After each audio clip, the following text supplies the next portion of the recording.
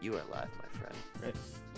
Yo, what up, everyone? It's your boy Freedom Pulse 97 here, bringing you some Raidou Remastered: The Mystery of the Soulless Army, also known as Raidou and the really long title. Hope we're all having a good day, and this is the any percent Gumshoe category, which we will be getting started here pretty soon. We're pretty simple run through, just get through the whole game.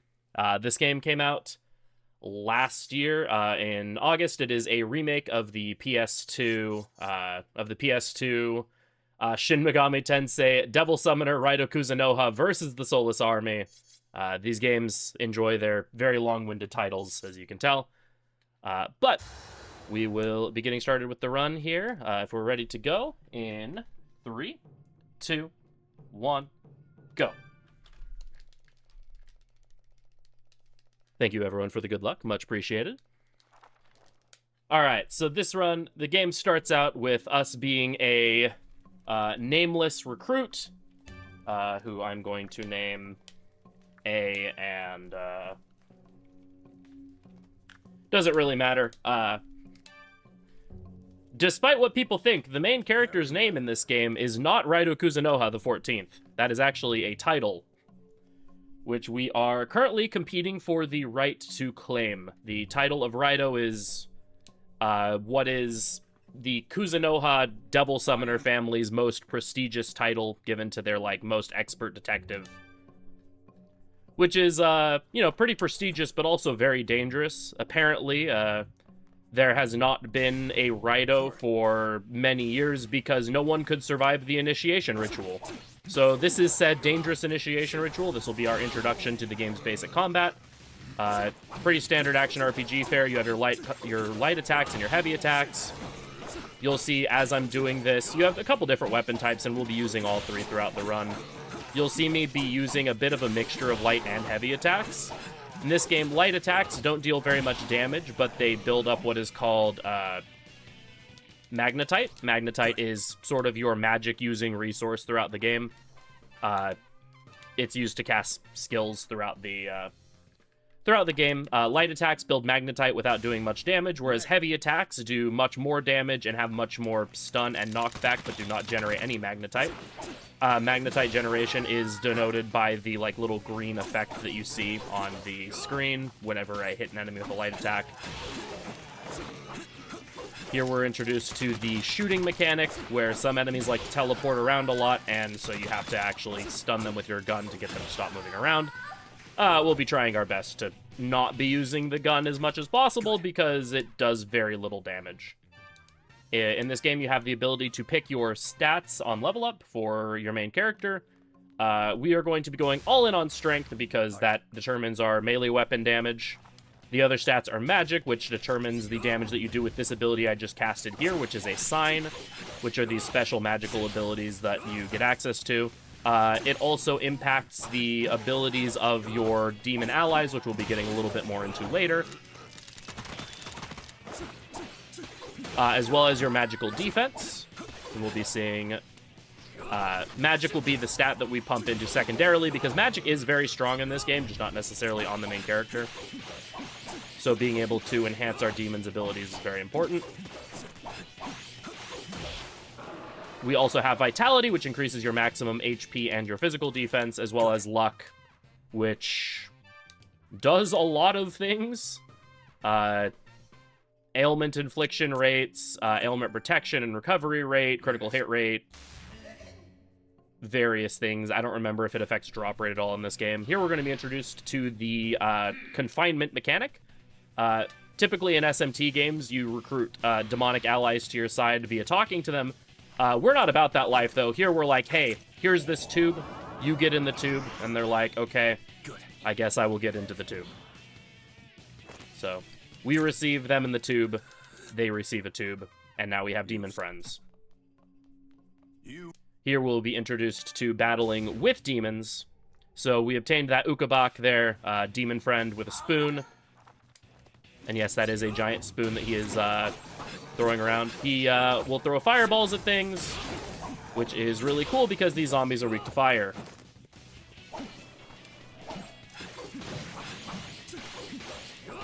Something you'll notice me trying to do a little bit, but not necessarily being the most successful at because I have a bad habit of mashing a lot when I play action games, is I will try to do 2 quick attacks followed by 2 heavy attacks.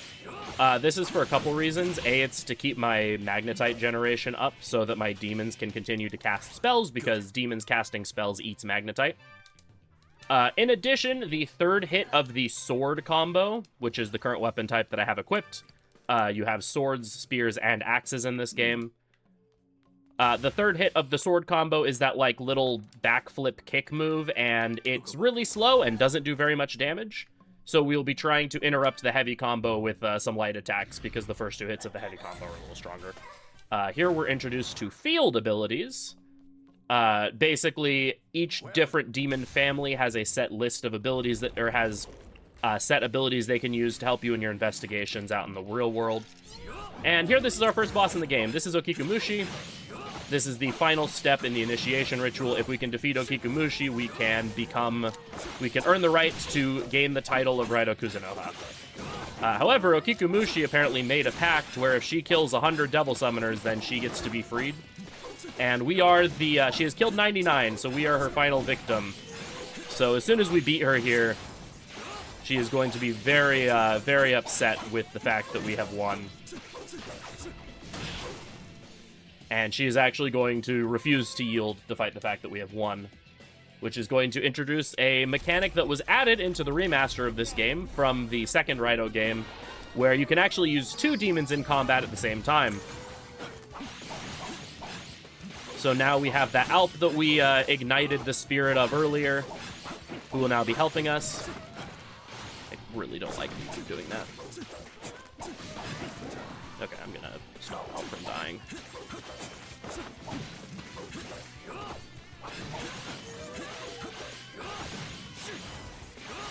Something worth noting is you can turn demon AI on and off in this game, which is something that we will be making use of basically only in this fight. The only skill that Alp knows currently is a healing spell called Dia. And all spells that demons cast will burn through magnetite.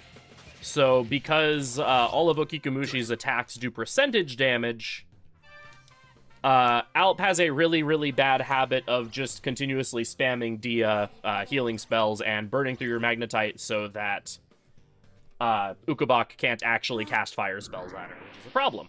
So there we beat the tutorial. We have successfully claimed the title of Raidou Kuzunoha the 14th, and that is what we will be known by for the rest of the game.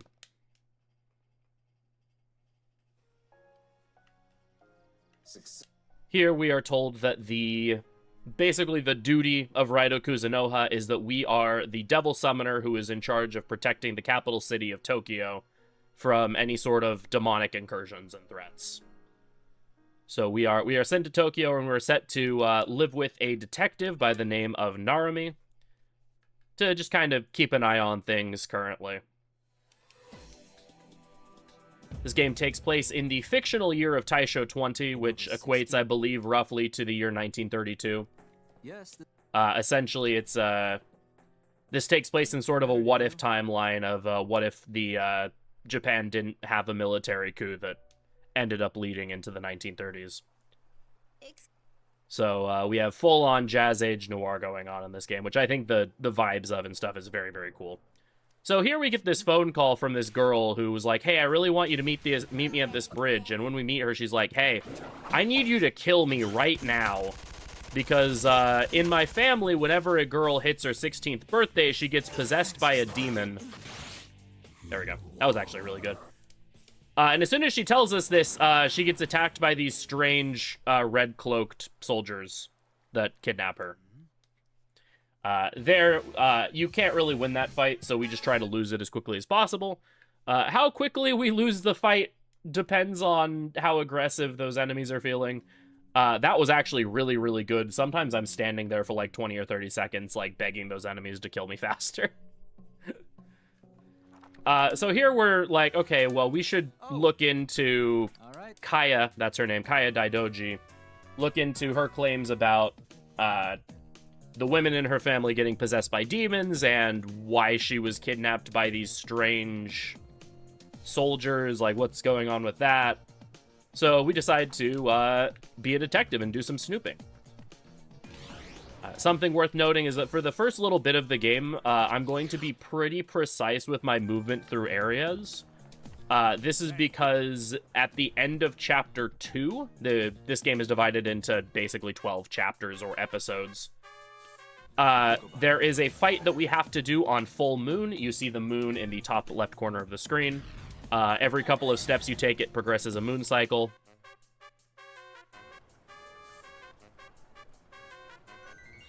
Oops, I didn't mean to do that again.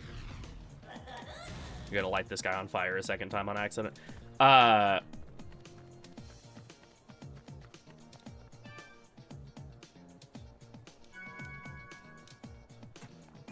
lost my train of thought. Oh, basically, we have to do a fight on full moon. So we have to manage our steps for the first couple chapters pretty carefully to not miss that cycle. Here we're going to the Daidoji residence.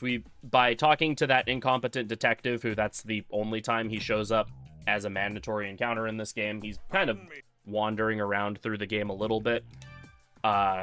We get this brooch, which belonged to Kaya, and so we're talking to the butler, and then her uncle's like, oh, yeah, Kaya, I was really bummed about the fact she actually went missing for a while before you saw her last night, so it's weird that you saw her.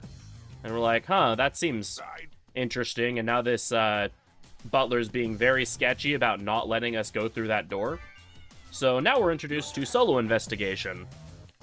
So in this game, you can send out your demons to investigate areas on their own. And because regular humans aren't actually aware of the existence of demons, they are incapable of perceiving demons. So we send Ukabak out to find a photo of Kaya, which was taken relatively recently. Which means that someone's not quite being honest here with us about not knowing where Kaya was.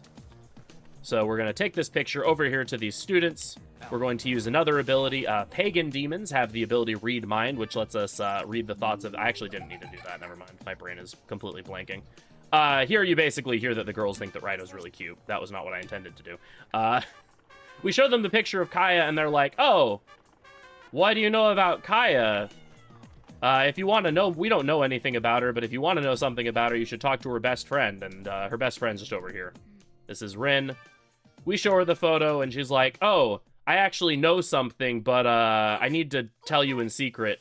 And then suddenly she gets abducted by demons and pulled into the Shadow Realm, which is also known as the Dark Realm. I just think it's funny to call it the Shadow Realm. So we're like, oh, that's not cool. We need to chase after her and rescue her. So we are now going to be introduced to the Dark Realm mechanic in this game. So we take this this train here over to Shinoda, which is the shrine that we saw earlier on in the game where we received our order from the Herald of Yatagarasu, where we'll be introduced to that. We will also be introduced to the greatest NPC in this entire game, maybe even in Shin Megami Tensei. This is our boy, Left Fox. Left Fox is the tutorial NPC. However, when you ask him about items, he gives you one of a bunch of different types of that item.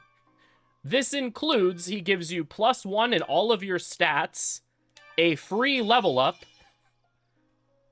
and a bunch of pretty good skill cards. And items called Sake, which boost the loyalty of your demons. Demon loyalty is a mechanic that comes up a decent bit in this game, but not a ton. But yeah, Left Fox, best boy. Right Fox, on the other hand, is kind of lame.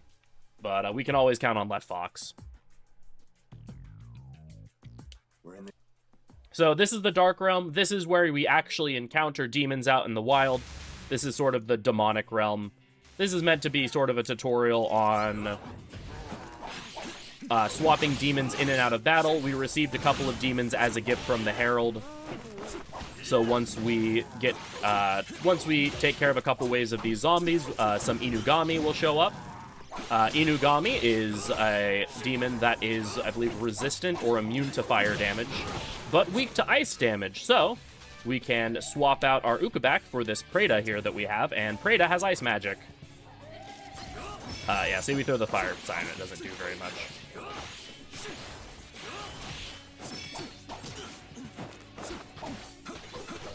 Unfortunately, Preda doesn't have the greatest accuracy with the ice magic he casts, but it's still ice magic, so that's good.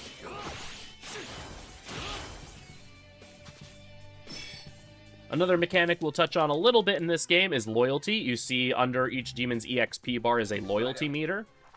Certain actions, such as having demons out with you in the field, using demons in battle, etc., will increase demon loyalty. When demons have their loyalty maxed out, they will learn a special passive skill. And there's a number of passive skills that are incredibly useful and a couple that we don't care as much about. And so we will be doing our best to max out the loyalty on the demons that we care about. Thankfully, most of that happens naturally, though there are a couple instances of us having to swap certain demons in for their loyalty.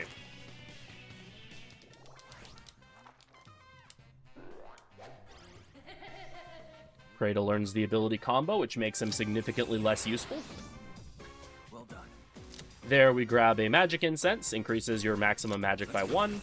We confined an Oberion, and here we're going to confine a pixie as well. Something worth noting is that whenever you confine a demon halfway, you get an item from them for free.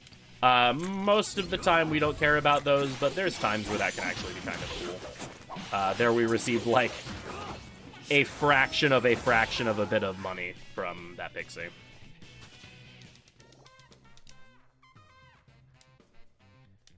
As you get certain total loyalty thresholds as well, your rank will increase, which will change your title, and you'll get access to more tubes to have more demons. You'll also get other stuff such as alternate costumes and similar such stuff. We'll grab this item, and then we will use these incenses on Raidou, increase our stats a little bit. There's no bad stats in this game, so any points you can get into any of your stats is useful. Of course, there's some stats that are better than others, which is why we're pumping strength so aggressively, and we'll pump magic afterwards, but... So here we have a couple of Oberion that are bullying us because they're like, hey, the Dark Realm is a dangerous place. You never know when some really mean demons will come and fight you. Like me! And then they try to beat you up, and then we're like... No, we throw fireballs and stuff. And then they're upset, but then they attack us again because they're not very smart.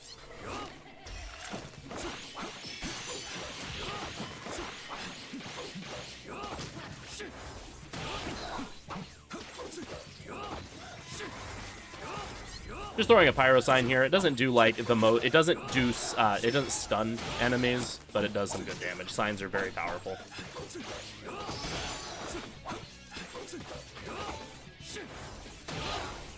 Here we're keeping Pixie in our party mostly for the loyalty. When Pixie maxes her loyalty, she learns an ability called Magic Chakra, which just passively gives +3 to her magic stat, which is going to be an ability that we carry through the entire game onto as many demons as possible, because magic on demons is incredibly strong. Here, we are going to be grabbing these two Agathions. Agathion has access to electricity magic, as well as will have wind magic. Both of those are very good, especially considering the next boss, or the next fight we'll be doing is weak to electricity, and we don't really have anything that can use electricity at this point.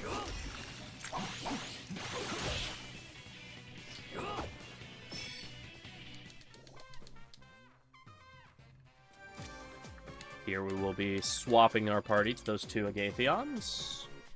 Grabbing this hidden item over here. And here we're introduced to Nether Gates. Nether Gates are a mildly annoying mechanic. Basically, Nether Gates are meant as a skill check for whether you have access to every element at any given time.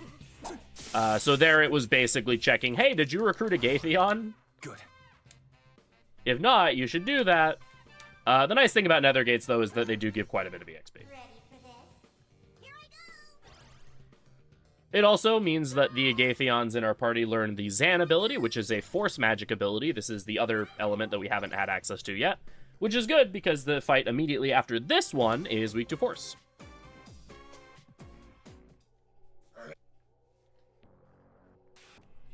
So this is Tsuchigumo. This will also be the introduction to the Devil's Bane ability.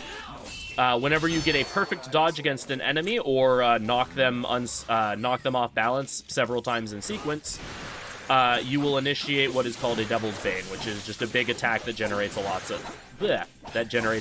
of magnetite at once.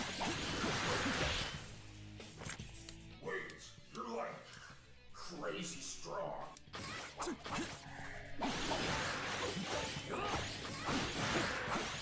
So here, we're going to just let the Agatheon do their thing. Oh my goodness. So one slight thing with this game is that demon targeting AI is really something sometimes. They just don't like targeting the same thing that you're targeting, and honestly, I can't really tell what the logic behind their targeting is supposed to be. Because sometimes they just target random things. But as soon as we get down to only one of these Tsuchigumos left, we're going to swap Pixie in so that she can get more loyalty.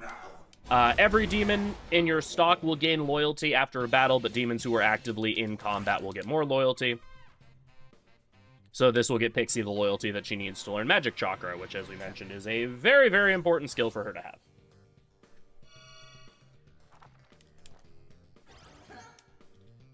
Ukobak also learns the Scavenger ability, which means that whenever he's our active demon in the field, he will sometimes find items. It's kind of cool, I guess. Pixie also learns the Makakaja spell. Makakaja is a buff that increases magic damage. Buffs in this game stack up to 2 times and provide a pretty large boost to your overall associated stat.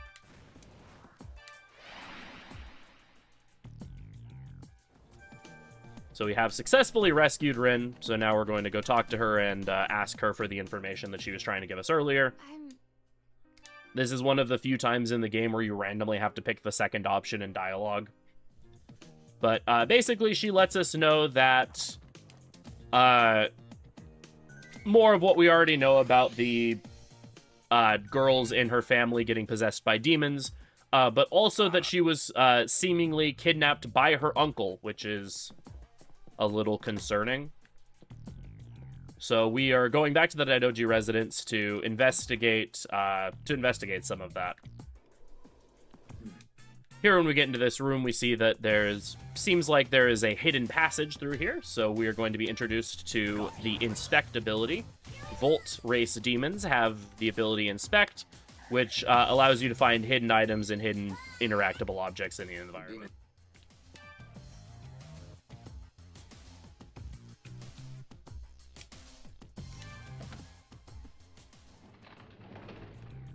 So the book Demons of This Earth opens up this passage, and it leads us into the, another sort of dungeon area. Here we find a Book of Agi. This allows a demon who does not know the skill Agi, which is, again, a fire skill. It allows them to partially learn the skill, which means that they can cast the spell, but they can't pass it on through fusion, which is honestly fine. So there we find a Tarask who tells us that there is another section of the underground area, but he doesn't want to take us over there without giving us without us giving him some alcohol first. And then we find out that there was a maid that was ordered to go find alcohol, or to go pick up an alcohol order that has not come back. So here we find this maid, and we use Mind Read on her to find out that she is very unsatisfied with her work and wishes that someone would just treat her, be a gentleman to her and treat her right. So we talk to her very politely, and in thanks for that, she gives us alcohol. It is now that we are introduced to the... One second, I need to menu really quick. Gatheon this sake, Raiden sake, increases loyalty of Volt Demons. This gives us the Elect Boost passive onto a Gatheon, which is very useful. We also received this random level 2 Ukobak, and we're going to delete him because we don't want him in our party.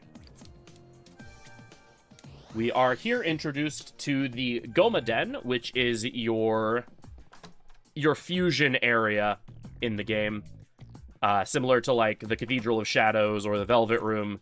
In this game, it is the Gomaden. It is run by Victor, and that is where we will be doing our demon fusing. So we will be doing some of that right now.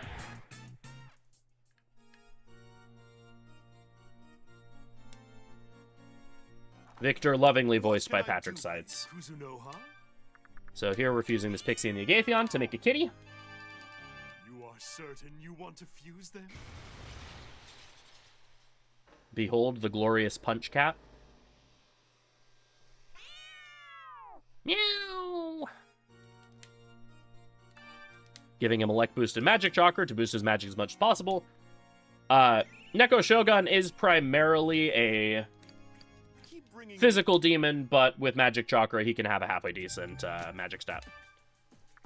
So here we are going to teach Agi to our Punch Cat, so that he has a wider array of elements available to him. And then we are going to set our party as Neko Shogun and Ukobak, because we want access to as much fire as possible.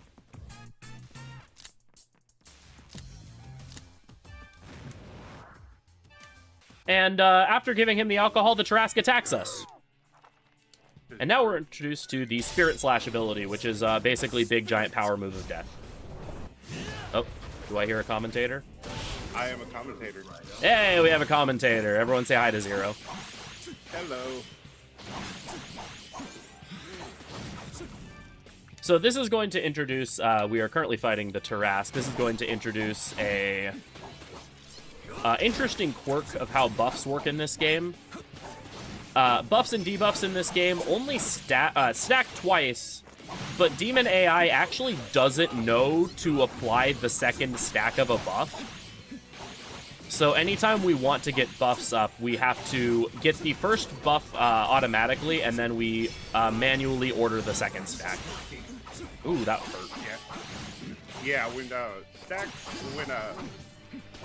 bad part about it is, if we have to do that for a strat or for a fight, we have to wait for that demon. There you go. I'm broadcasting the game now, so you can see the feed. Oh, you're awesome. I try. Good. So yeah, Tarrasque there, we just have to hit him a bunch. There you saw I wasn't using any heavy attacks at all. And it's just simply because Tarrasque has ridiculously high physical defense. My mag's fine. I do need to heal, though. Tarrasque has, like, ridiculously high physical defense, so it's more productive to just pelt him with light attacks so that your demons can spam magic faster. So here we find there is a item that is missing from this shelf. There's also a very suspicious cell here. Doesn't seem sketchy at all. But we find hidden tucked away here is actually Kaya Daidoji's diary, where we find out that her uncle actually kidnapped her as she got close to her birthday, and that seems kind of sketchy. And as we run back now, suddenly there's demons that want to kill us because we read the diary. You want to explain Gashadokuro? Yeah, Gashadokuro is the worst fight in this game, in my opinion. I agree. So he's going to start off right with his super attack, where he's going to do an AoE attack, but if we use I think it's Pyro into Frost, we can hit that weak status. Frost into Pyro.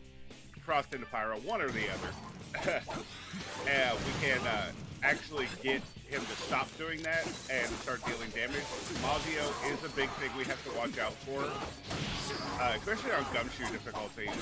It can knock out our demons. I don't know if Raidou has gone over this, but we can we want to use that spirit slash that we got when he's weak and at 40%. So we try to time that weak status from our sign. I almost called him shops because we had a conversation about that yesterday. Good. And it's pretty cool because the Spirit Slash will go to the weakness of whatever the demon is. There we go. I That's fixed got Zero's skill. volume a little bit, so hopefully it should be better. Here goes Raidou. Yeah, so Spirit Slash will automatically target weakness, which is really good. It's technically almighty damage, in that you can Spirit Slash literally anything and it will take as much damage as possible. Yeah. But it's almighty that targets weakness, which is seemingly kind of a bit of an oxymoron, but that's how it works. What am I doing? Oh, go back's almost done. Here we're gonna grab a Poltergeist. We have to wait to grab the Poltergeist until after the skeleton fight, because of level. Unlike Pokemon or anything, the demon has to be at or under your current level for you to capture it. Yeah. Other interesting things about capturing a demon is you have to have as much mag as their level is. Yeah. So you'll see me sometimes. Usually we try to work around it. Here I'm just gonna take an extra fight just to build up some Spirit Slash meter. Every time you get a preemptive strike, you build up about a quarter of your Spirit Slash meter. You'll see that a lot throughout the run. It starts in Chapter 2, so you'll just see us get in random or Raidou get in random encounters, and just run away. And it looks like, oh, we're wasting time. No, we're actually building Spirit Slash for the next boss. All right. Oops. So here, after our investigation, we hear that Kiyoshi, that's his name, Daidoji, is seemingly in an argument with someone in the other room, and we hear that he's arguing with a strange Russian-sounding gentleman. And he's talking about how Raidou Kuzunoha is dangerous and he needs to not let him around the house anymore. And we're like, huh, we're Raidou Kuzunoha. That sounds interesting. So we decided to go back to Narumi and be like, hey, we found all this kind of messed up stuff in their basement. And he's like, oh, yeah, that seems like a good precedent to go confront him. The nice thing about anytime you stop by the detective agency, you get a free full HP and mag heal on everyone. Mm-hmm. I almost forgot to set my party. Got a Shogun and a Gatheon. And now it's time for the Chapter 1 boss, which is the second worst fight in the game. Yeah, also, Daidoji turns into some weird ninja thing, and then we get pulled into the Shadow Realm again. the power of the Millennium Puzzle. I mean, what? Yeah. So this is Ichimokurin. So I'll let you fight Ichimokurin while I go over it for you. I just felt like playing that line. Yeah, it's a great line. So Ichimokurin can also summon Turdak. I guess when the skeleton boss died, Ichimokurin gained that power. We're also gonna see the boss's ability to waste time, because you can't attack Ichimokurin while the Turdaks are here, and now we're just gonna go ham with signs. Ichimokurin's super is a Beyblade. Let her rip. Yep. And now we can get it. We're trying to get our spirits up to get to the spirit slash, I believe, at 40% HP. While he's weak. Really, whenever we get it, but yeah, right. around 40. At certain HP gates, Ichimokurin will interrupt literally whatever is going on and summon ads, which is really annoying if you happen to inflict weakness on him right as he does that, like you literally just saw happen. It happens all the time. It really does. Like, this is also one of those fights where you want to keep your mag high because of the we have the Volt sign, and that is his weakness. So we want to. The way you want to use your signs in a run is you want to use whatever he's not weak to first, or the boss is not weak to, and then once you get that weakness down to maybe half or a quarter, then you want to throw out that weakness sign in order to get them into the weak state. Awesome fight. Good job. Yeah, we got he normally summons reinforcements like 3 times, so we got to skip a reinforcement there. I still have never gotten that skip, so Good. impressive. Yeah, a lot of the boss kill setups that we go for are specifically around skipping a DM or a desperation attack. In Ichimokurin's case, it's both summoning reinforcements and the Beyblade thing he does whenever he becomes vulnerable. after the third reinforcement summon, he does 4 attacks instead of just the 2. And so it's very important that if we're able to, that we try to skip that third reinforcement summon, because that third Beyblade attack wastes a lot of time. Yeah, it's a long one. So a lot of the fights in the game, you'll hear me either talk about getting a DM skip or just missing it, because there's a lot of bosses where it's very important that we kill them at specific HP thresholds, or they will just waste a lot of time. Because a lot of bosses become completely invulnerable during their desperation attacks. Also, I love that we get the real intro 2 chapters into the game. Yeah, the after beating chapter 1, you basically get a trailer for the rest of the video game. It's really funny. So, kind of explaining DMs for people who might be new to RPG speedrunning or speedrunning in general. DMs are what we call desperation moves. It's kind of something I've taken from the Kingdom Hearts community and put into other games. DM skips are where we can break a threshold and kill the boss to skip that DM. So like that third DM for the Ichibokuro, I hope I said that right. It's not on screen anymore. Yeah, demon names are hard in SMT. So don't be surprised if we stumble over some names. We skip that third DM by doing the sign. Oops. Also, a cool thing about fast traveling is you'll see us warp to a city that's not even related, or an area that's not even related to where we're going, just to get to the streetcar faster or an area faster to save time and distance. Yeah. So here in Chapter 2, we're introduced to Tai Asakura, who is a reporter that is following up on cases about the mysterious Red Cape, who is a figure that sounds a lot like what Kiyoshi Daidoji turned into there. That is acting up in Ginzacho and attacking taxis for some reason. Yeah. You also saw there that the inspect actually works full screen. So Frida was able to get that 10,000 yen from a very good distance. That's a very good ability we keep throughout 90% of the run. Yeah, here there's a secret strength incense. Again, more strength, more better. More strength equal hammer stuff harder. Here, this woman talks to us. She's like, hey, do you know anything about the accidents that have been happening here? And we have no idea, so we tell her that we don't know what's going on. And she leaves us alone. So here, this is, we are following up on this restaurant, Ryugu, has reported, the location that's reported the Red Cape sightings. Gonna gather some information. Because it's a restaurant, there's just a bunch of random sake items around here, which is nice, because we need more sake to increase demon loyalty. Who leaves their sake outside, honestly?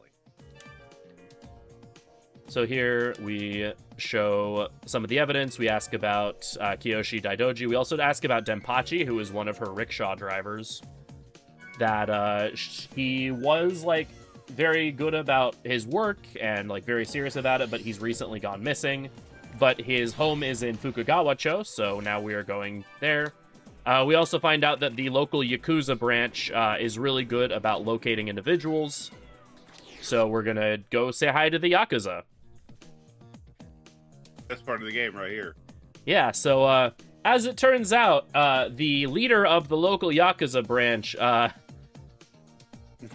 takes his hygiene and his grooming very seriously. And he basically lives in this bathhouse. So now we're in a bathhouse, and we're gonna punch these Yakuza guys out. Worth noting, we are still wearing our hat. Oh, the hat never comes off for anything. Yep. No matter what happens, Raidou Kuzunoha never takes the hat off. I like the Austin Powers meme of the thing in the way. Oh, yes. We are, everyone is wearing towels. You see that during the cutscene, but yeah, but the Austin Powers censorship's great. Yeah, I just thought about that the other day. If you are a hat person, never take your hat off, and you can punch Yazuka in the face. Yeah. So here we meet, what is his name? Satake? Yeah, Satake, and he's like, yeah, you're a pretty good fighter, but what kind of man wears a hat in a bathhouse? We're that man. We are that guy. So we find out that what's his face, the guy we're looking for, rickshaw dude, Denachi. That his house is over here, and suddenly we get attacked by the red soldiers from the beginning of the game, and we get pulled into the Shadow Realm. The power of anime. So now we have a fight with some zombie guards. And this is the last fight in the game that we will actually be using the sword for, which is good because I hate doing sword combos. I recently discovered, like, literally yesterday, the like, quicker way of doing sword combos. And so I'm still very much adjusting to it. World record holder, by the way. Learning basic game mechanics before a marathon run. Good. Yeah, we discussed that last night, and I was like, oh yeah, I just cancel the finisher all the time, and I was like, I forgot to tell you that part. My bad. It's slightly cursed. 2 world record holders forgetting to share information. So here we find Denachi. He was captured by the soldiers for some reason, and we don't have a way to break him out, so we're going to return to the real world and try to find a way to break the lock. Those world portals are convenient. Yeah. Now we will Shinsho Poltergeist. We want Poltergeist to learn his loyalty skill, so 2 months Saku's on you. Also gives us a rank up, which is cool. Yeah. We become the capital defender. My favorite is Demon Wonderkind. Yeah. Shoutouts to He Homie, which is one of the fan-voted titles. Alright, and we get Resist Force there, which is an incredibly powerful, or which is an incredible passive ability that, again, we'll be taking through the rest of the game. And here we are introduced into sword alchemy. This is how we get new and stronger weapons. We are going to be making a spear, the Himezuru here. Spear weapons are okay. Actually, they're my favorite in the game. Yeah, they're personally my least favorite. Spear-type weapons in this game focus on multiple hits over... one sec, I need to focus on a fusion. Poltergeist, Korapakor, Mazan Miragi.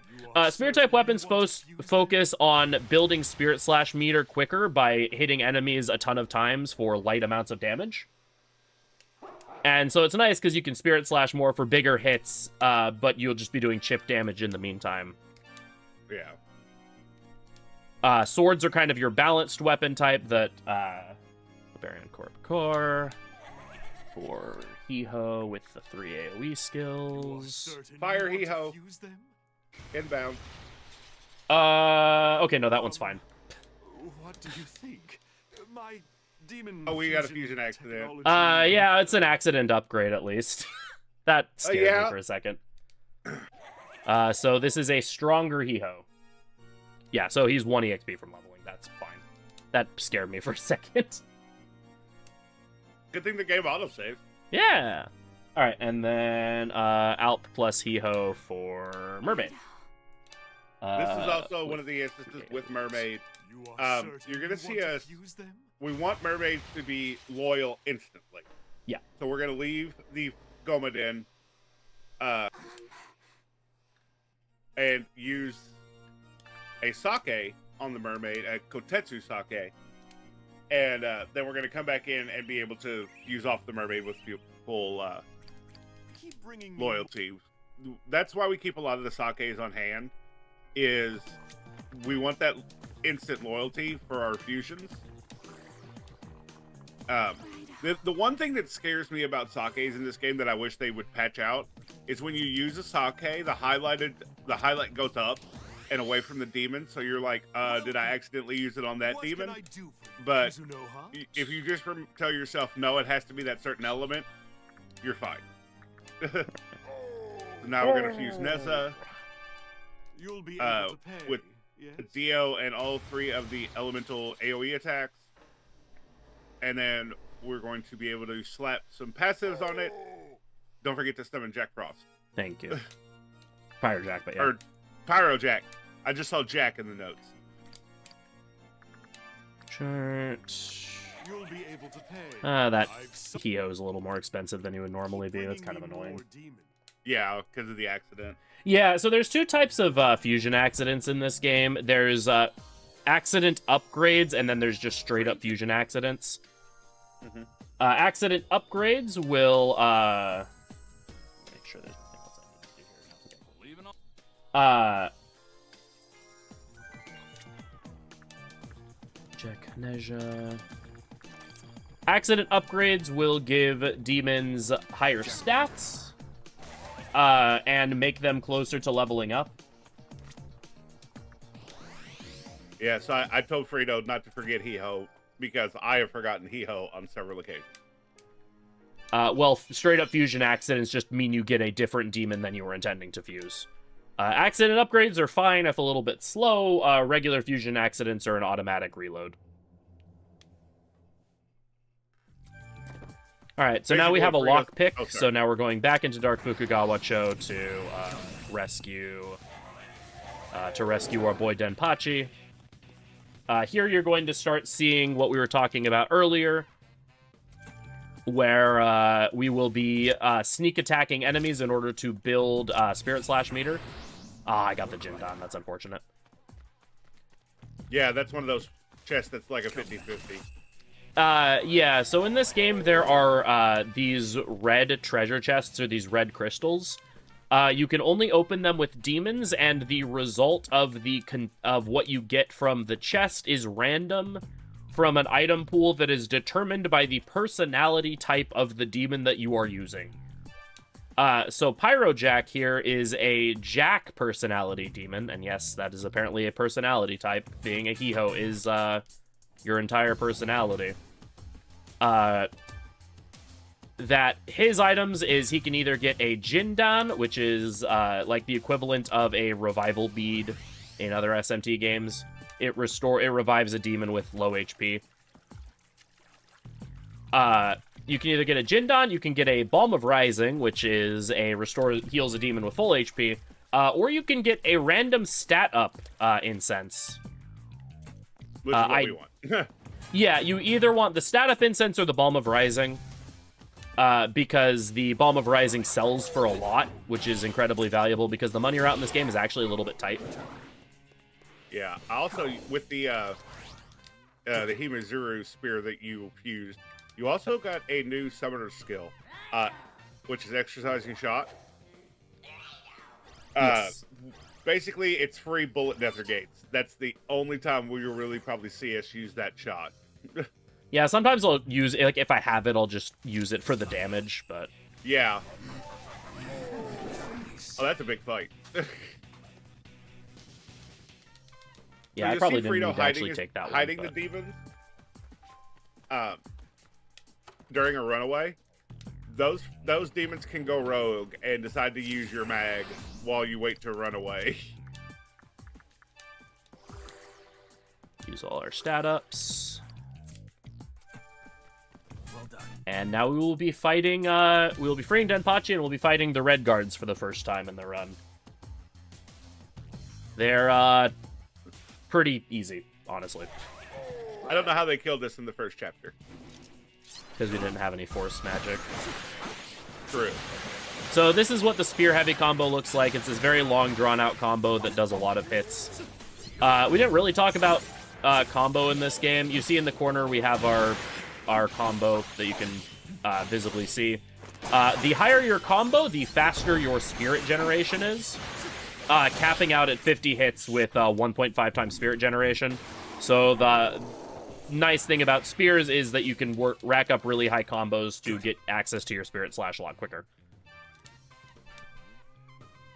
This is contrasted. We started talking about it before the fusion accident, where you have swords, which are a balance between speed and power, and then you have axes, which is my personal favorite and also the weapon we'll be using for a lot of the run. That is all power, no speed. And when I say power, I mean all power. We're going to hit like a truck. So now that we've rescued Denpachi, we're going to go back to the bathhouse and talk to Yakuza dude, as I call him in my notes, Satake. Yeah, we're going to spend a lot of time in this bathhouse. I also love that his English VA is like total dude bro. He's like, Yo, what up, Kuzunoha? Very Kuwabara. So is he how tells I relate us. it. Oh, sorry, go for it. Oh, let's say if you know who Kuwabara is. I actually do not. But But Hakusho. oh, okay. He tells us that Denpachi's sister works in the red light district and that she might know something about why he vanished randomly. So she says that she's like really concerned about him and all this stuff, and so we are like, huh, this is interesting. Let's go talk to Narumi. Welcome back. And so we discover that there has recently been, or no, sorry. Here we're talking to Narumi. He's like, I wonder what's going on. Meanwhile, we get a call from Tai, the reporter from earlier, who wants us to meet her at the soda joint, which is in Ginza. The game directed us here earlier, but we ignored the game's direction. You know, that's very time relevant. Meeting at a soda shop. Yeah. Very, very year-like in this game. Yeah. Very 1930s. I was like, I can't remember the year. Frito, remember the year. Yeah. So this is Shinsekai. It is a soda shop that you can order a soda that will temporarily boost your stats until the next new moon. One sec, got the menu here really quick. Frost and Volt. And we will not be taking advantage of the stat boosts at all. They can be good, but just the amount of time that they are applicable for is just not worth it enough to be worth using. So here we find out that at full moon, there have been attacks on rickshaws. And we're like, oh, that sounds suspicious. So we get here at exactly full o'clock. And now we're going to fight Oburu Gurumura, a.k.a. Demon Taxi. Yeah, the car, I've never thought I would see a car as a demon, but we're just basically going to use heavies, and the car's going to use beams, and we're going to spirit slash it. It's a pretty simple fight. Yeah, so, he is moving while he is stunned. That was really interesting. I'm just shocked you got here at full o'clock and didn't have to run in circles. Oh, yeah, no, if you have good movement here, you arrive here, like, at exactly full. That will never happen, but it's okay. Raidou! So you can inflict rage on a number of bosses in this game. Rage is a status ailment that boosts the physical damage of the person inflicted with it, but also makes them take, like, an obscenely large amount of extra damage. Yeah. So we inflict rage, and then we use Spirit Slash, and then he blows up. Also, this wistful hobo will try to scam you out of 500,000 yen and 500 yen. If you just say no both times, he's like, all right, just take it. Yeah, so we found this tag that's part of a good luck charm that Shizu actually gave to Denpachi. We also find a bit of a rickshaw as well. And so we discover that the red cape that has been terrorizing all of the taxis and all the vehicles is actually Denpachi. And so we decided we need to put a stop to it. Basically, the reason we were fighting Oburu Guruma to begin with is because apparently a red cape attacked him, and so he's been trying to get his revenge as a result because he was upset about it. And then we find out that right as we have this conversation that a red cape is terrorizing people. So he vanishes into the demon world, and so now we get to run to the Shadow Realm to chase him down. Shoutouts to Left Fox, even though I missed it. Oh yes, shoutouts to Left Fox.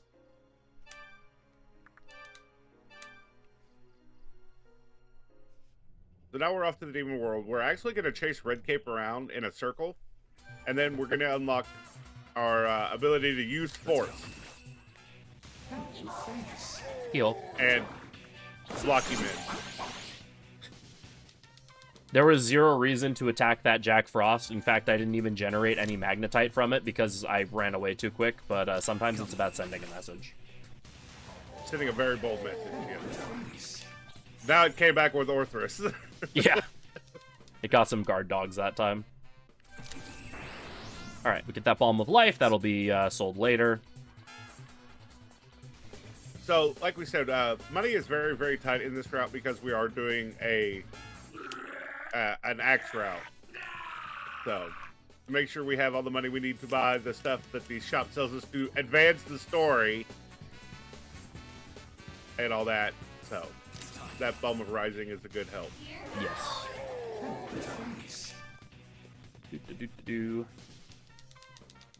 Again, we're doing preemptive strikes here in order to generate our spirit slash meter back, since we will need it for the next boss fight. Yeah. Best run animation in the game. Oh yeah. Also, shout outs to the Great. pursuit music. The pursuit music in this game is really good, and you only hear it like a handful of times. All right, I have once again over-attacked, but it's fine. My favorite is the result screen with all the trumpets. Oh, yeah. So this is Naki Sawame. She is your healer friend in this game. In the original version of this game, she stole all of your life savings and made you miserable and sad at the cost of healing you. In the remake, she just heals you for free. So shoutouts to Punch Cat. Punch Cat punches cars. Punch! This is the strongest cat ever. Cat. Makes Goto jealous, I bet. Oh yeah. So thanks to Punch Cat, we have blocked off the escape route for the Red Cape, so we can cut him off and actually fight him. This first fight with him is sort of an introductory fight to how the Red Cape fights work.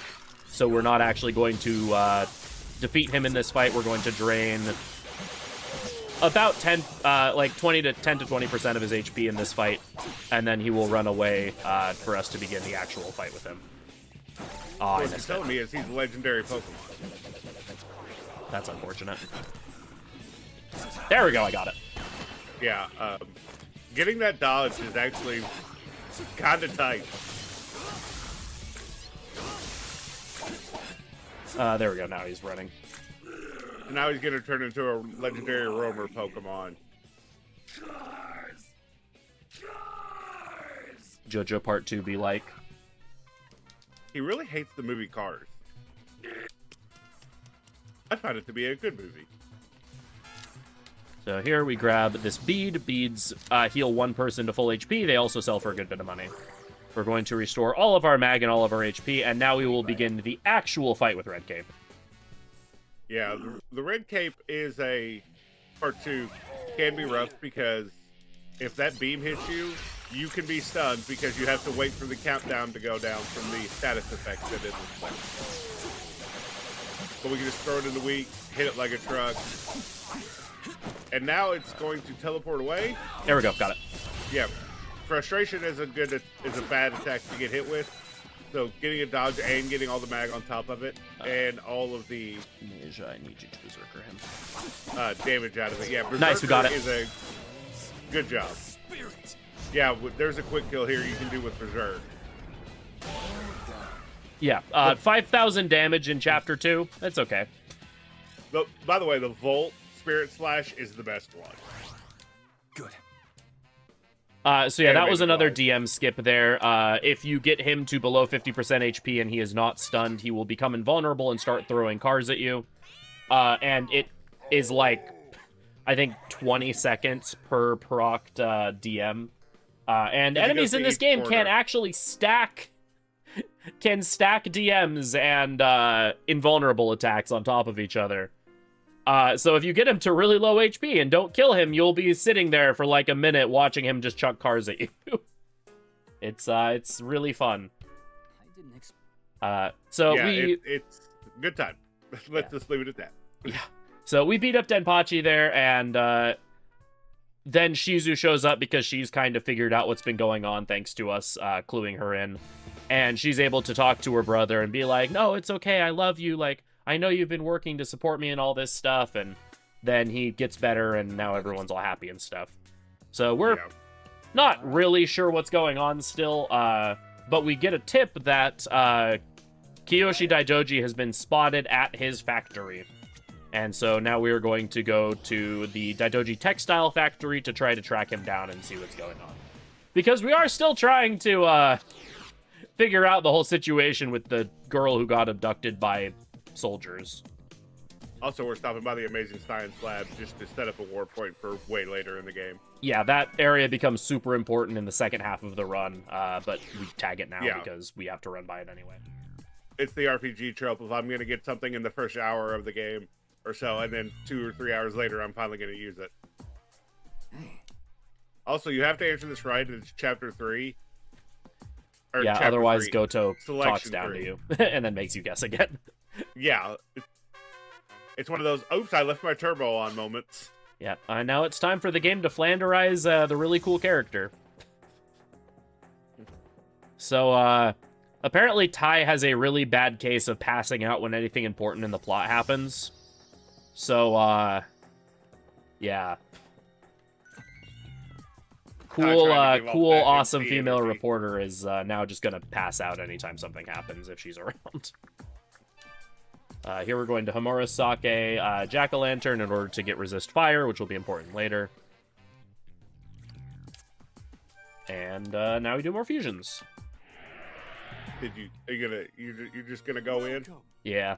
What can I do for you, Kuzunoha? I trust you. All right, Kitty and you for Tom Lin with the bottom 3 skills. You are certain you We'll be carrying Mazio, Miragi, and Mazan throughout a lot of the game. Oh yeah, for some reason a bunch of Matryoshkas showed up and have, like, put up a barrier, which is interesting. Like this resist fire, have my magic chakra.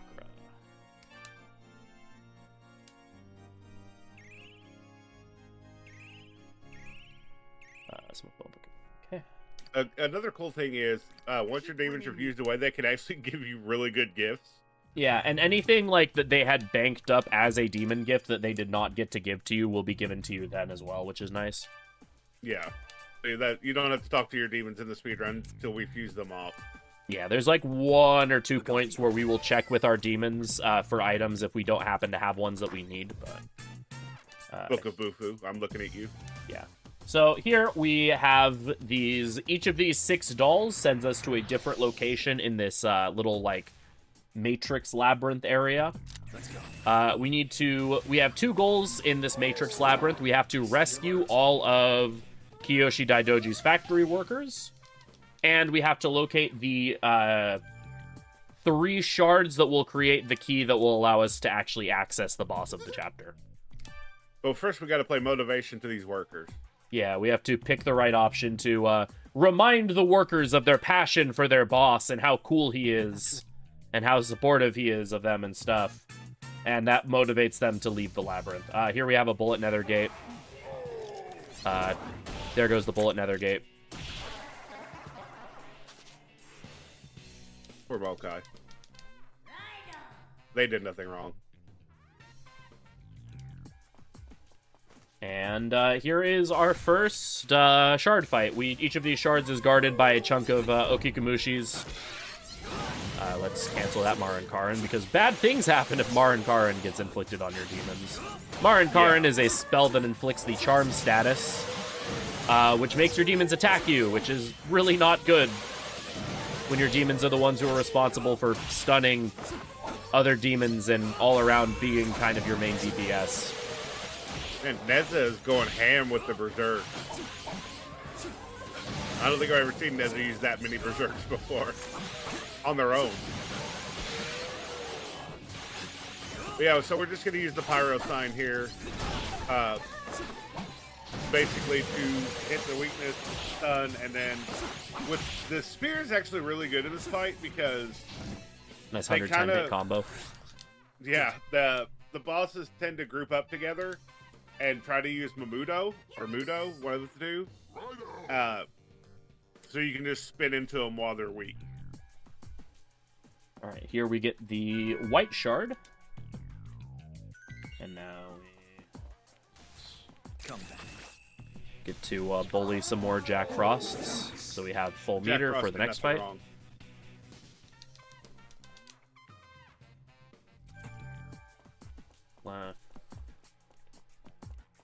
That Jack Frost is confused. He lost his friend in the labyrinth. We'll leave that one alone. Yeah. It's kind of weird how there's 6 dolls, but you only have to visit 3 of them. Yeah. So here we talk to you. We start next to one of the workers. If you don't run, you'll die. I think the next one is the one that has the really weird line of dialogue. Think so? We're speedrunners. We really don't remember dialogue very well. Oh, no, it's the next one. So this one, we're like, yeah, you know, leave this to me. I got this. And he's like, wow, that really reminds me of how motivated my boss is. And here we're like, hey, let's get some food. And he's like, I remember how my boss likes to eat food.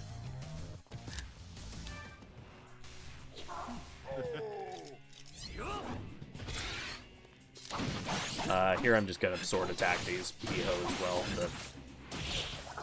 My demons deal with the nether gate. Yeah, we try to keep mag up in unconventional ways. So like while we're waiting, we're just gonna do some light chain attacks to build mag. Alright, for this Okikomushi fight, you start out with 3 small Okikomushi, and each one that you kill summons a big one that's kind of a mini-boss. So our goal here is to kill all 3 of the small ones as quickly as we can, and then immediately, as soon as we have all 3 of the large Okikomushis out, we just immediately will pop Spirit Slash to wipe them. Easy fight. I did eat a Mudo to the face, which I'm not super happy about, but whatever. You just either wait for Neza to heal you in the next battle or pop a medicine. Yeah, that's fine. We get a lot of medicines throughout this run. Okay, that just kind of sit there.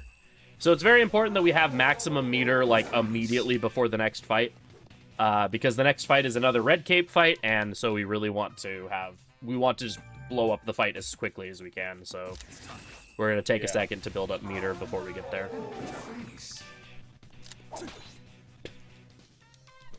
The one smack. Frito, these Jack Frost are going to eventually compile into an army. Let's go. And become a king, and then come after you. They're going to have an intervention, ho. A he intervention. Yeah. Or a rap battle, one of the two. Or that, yeah. He-ho.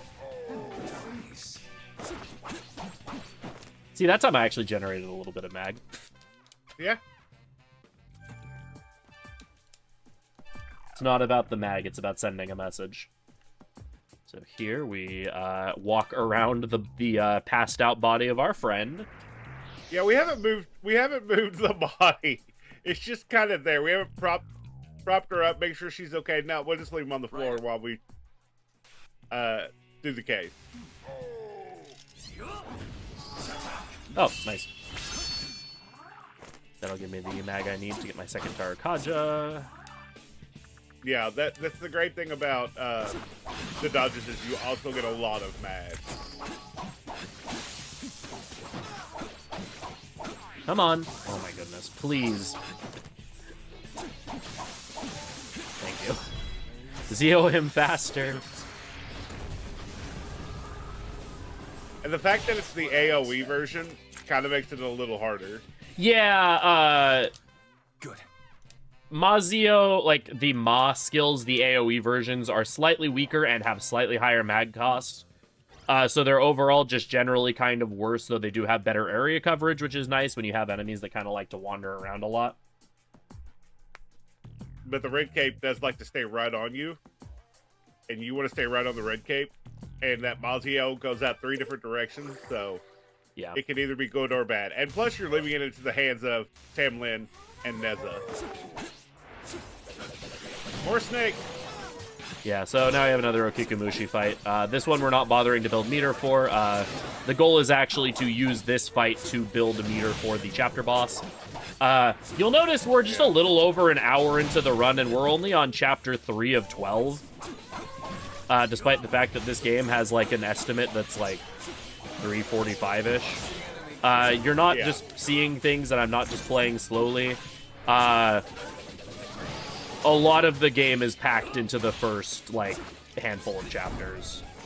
I think it's up to like chapter 6, and then you just basically speedrun the chapters. Yeah, like this chapter is super short.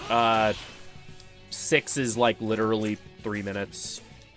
Chapter 11 is like 5 minutes. The final chapter's half an hour, like...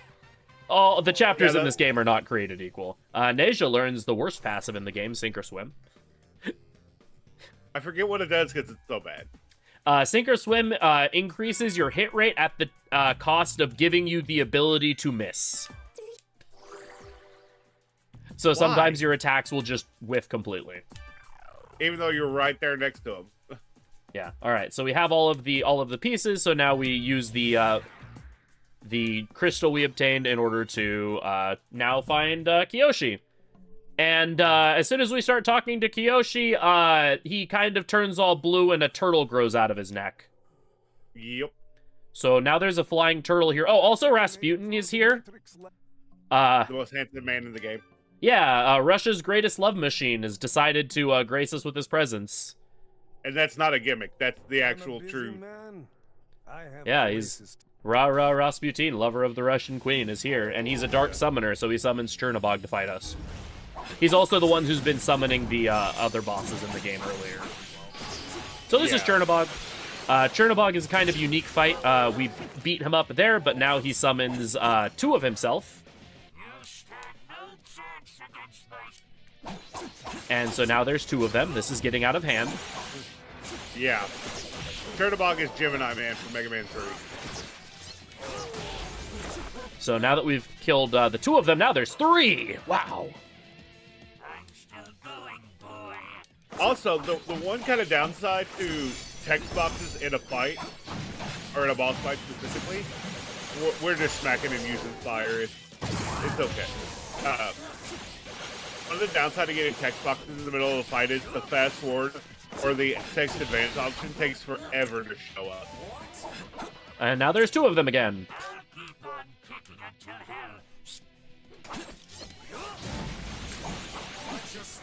Alright, there's the Spirit Slash. This fight is... Spear is really, really good for this fight because the Chernabogs like to cluster up a lot, so having... Yeah. I'm going to actually throw a Chakra Drop here. Yeah, the one from earlier that you got to save. Yeah. And now we are fighting the actual boss proper. So because this is technically a pretty long fight... I also never ordered my second Tarot Dodge, I just realized. Let's see if it can get out soon enough. It'll be fine. Yeah, with those two using Berserker and all that, you're fine. Yeah, so because this is technically like a later part of the fight,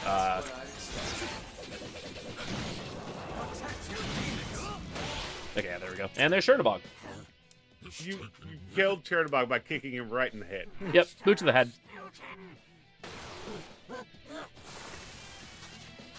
And he started to do his DM, but his DM isn't even that threatening, honestly, and he's still vulnerable during the entirety of it, so... Good. You know, Chernabog really just didn't get the respect he gets in other games in this game. In other games, he's usually a very late game boss. This one, it's Chapter 3.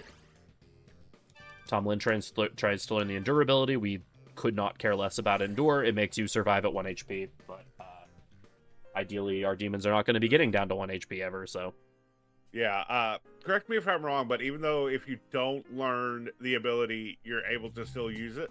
Yes, so passives in this game are interesting because unlike regular skills, which you either have them or you don't, all passives that have been learned and that have been inherited from other demons all go into a giant passive pool. So even though I didn't learn Endure on Tom Lin there, when I fuse Tom Lin away, Endure will be an option for his fusion descendant to learn. Which is not great for when we do later fusions, because we're trying to find the specific skills we want. Yeah, it can make the fusion and it's pool cluttered. Kind of big. Yeah. Alright, so we... Kiyoshi Daidoji, his workers all were like, yeah, you were the best boss ever, and so even though he was kind of catatonic from growing a turtle out of the back of his head, his workers gave him their will or whatever, and he got better. Or something. So now... It's very vague. Yeah. We are getting a request from the owner of Konoya, which is the shop in this game. We haven't really been to Konoya much, aside from to buy the lockpick. We'll be there later, and we'll realize it's an awful, awful shop menu, but we'll get on that later. here we find out that a bunch of his goods shipments have been going missing, and so he wants us to look into that. So we come here and we talk to the owner of Ryugu, who is also the owner of a shipping company, apparently. And we ask her a bunch of questions about, like, Konoya's goods, about Rasputin, who she has no idea who we're talking about, and about all of the weird disappearances of all of her cargo. So we do that, we report back to Narumi, and we find out that another round of shipments is arriving as we speak, so now we get to go, now that we've talked to Narumi, now we get to go back to Haramicho to first we go to Fukugawa to talk to Satake. Yeah. Because we need to find out about Elfman. This is the back and forth chapter. Yeah, so here we find out that Ryugu's owner was working with a American by the name of Elfman. I think he's American, foreigner, I think is all the game says. And that he has suddenly started acting very strange lately and hasn't, like, been making personal appearances. So it's kind of weird. So here we show up to check on the goods. The goods have arrived, but then suddenly we find out that as soon as the goods were unloaded, that they magically disappeared. We're like, huh. There's some shenanigans going on. Yeah, that sounds just suspicious enough to be demon activity. So now we're going to go to Dark Haramicho. You know, it's funny. Anytime something weird happens, it's like demons. Hey, if an enemy stand can do it, then demons can do it too. True. So, it's like, oh, I can't find my left shoe. Demons. So here is an artistic depiction of everyone who has ever played Shin Megami Tensei 5. Oh, the guy standing there? The guy standing there when suddenly he's surrounded by an army of Anzus. Yeah. Yeah. If you know, you know. We'll see an even better one later. So here we are. Also, a bunch of the dock workers vanished as well, who were in charge of unloading the cargo. So now we're running through Dark Haramicho to rescue all of the dock workers and figure out what's going on with the cargo. So we have a bunch of these forced fights with these Anzus here.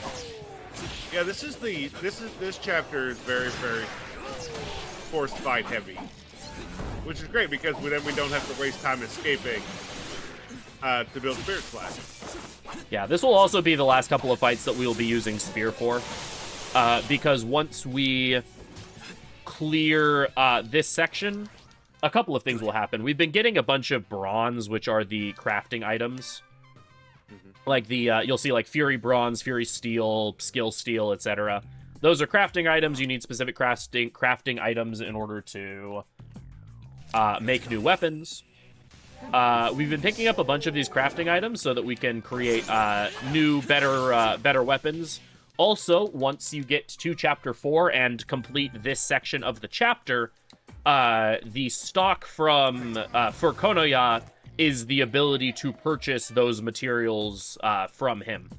So you don't just have to get them as drops from fights. And so we will be able to make a bunch of upgrades to our weapons and get a very, very large power-up for Raidou. Which is an axe. Yes. I actually did not mean to do that one, but it's fine. We'll just get some mag back, I guess.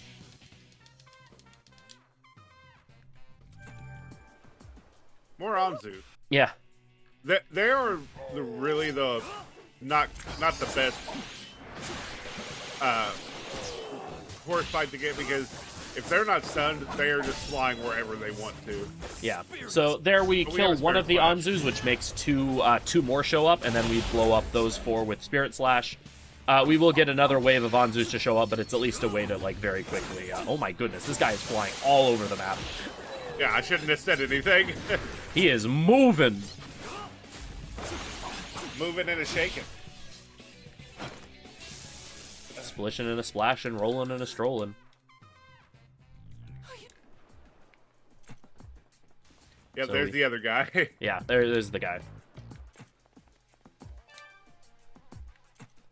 Also, my vote for best run animation in a video game is Prada. Prada's is pretty funny. In this specific video game. Here, building more meter. We're going to automatically blow up a mini-boss fight in a little bit after this Anzu with Spirit Slash, so we need to build up meter again. Fortunately, like, you Cars. rarely... Oh, hey. Hi, Obergroomer. Thankfully, you rarely ever have to, like, scum for enemy spawns to get the Spirit Slash meter that you need. Usually, you just get enough meter, enough enemies per meter naturally as you just run through areas.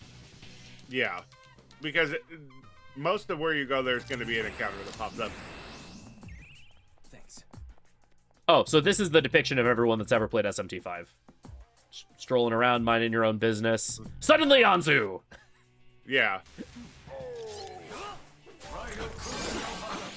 Raidou Kuzunoha the 14th. Raidou Kuzunoha the 14th. Goto is very talkative in this game to the point that Atlas even patched the game to reduce the amount of like conversational feedback that Goto has, and he like, still talks a lot. It's not as bad as the owl in Soul Hacker's Theater. Oh yeah, now we can relax. The enemy. Oh, I guess to reference, because we never talked about Goto, when we became Raidou, we got a talking cat friend, and he's very sassy. But he is sort of our, like, tutorial source of knowledge, combat navigator, mascot character. Well, he does kind of help when you're in boss fight, when they're getting ready to use their super. Oh yeah, he'll warn you about DMs and about undodgeables and stuff. But the best one is Raidou Kuzunoha the 14th, which makes it can't be just like now attack. It can't be something like use your Spirit Slash. It's just Raidou Kuzunoha the 14th. Yeah. Not Eligor. There is another Strengthened Sense. We are also going to be using 2 Thin Grimoires here.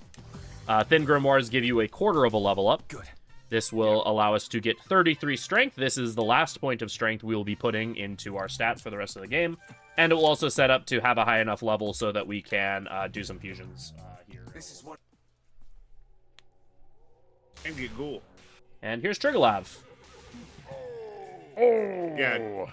Triglav is just gonna run around. That's another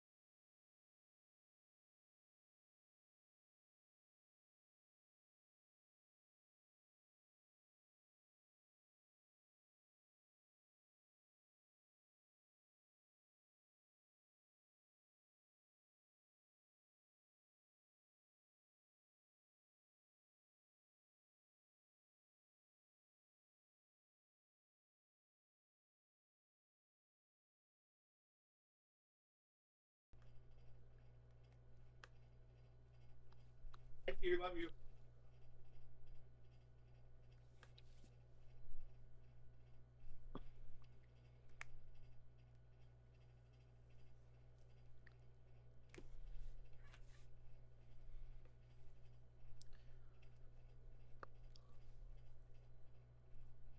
Okay, I think we're back. Cool.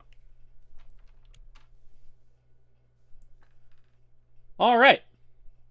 We seem to be back. Awesome, awesome. Y'all didn't miss a whole lot. We literally we blew up the Triggerlov's Spirit Slash. Yeah, I don't know if we have the timer paused or not, but we can restart the timer now.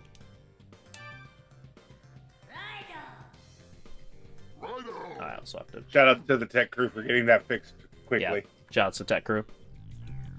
So now we're going to start pumping magic, because we want our demons to have higher magic stats and stuff, which is pretty good. Here, we're going to initiate this fight so that we can confine a ghoul.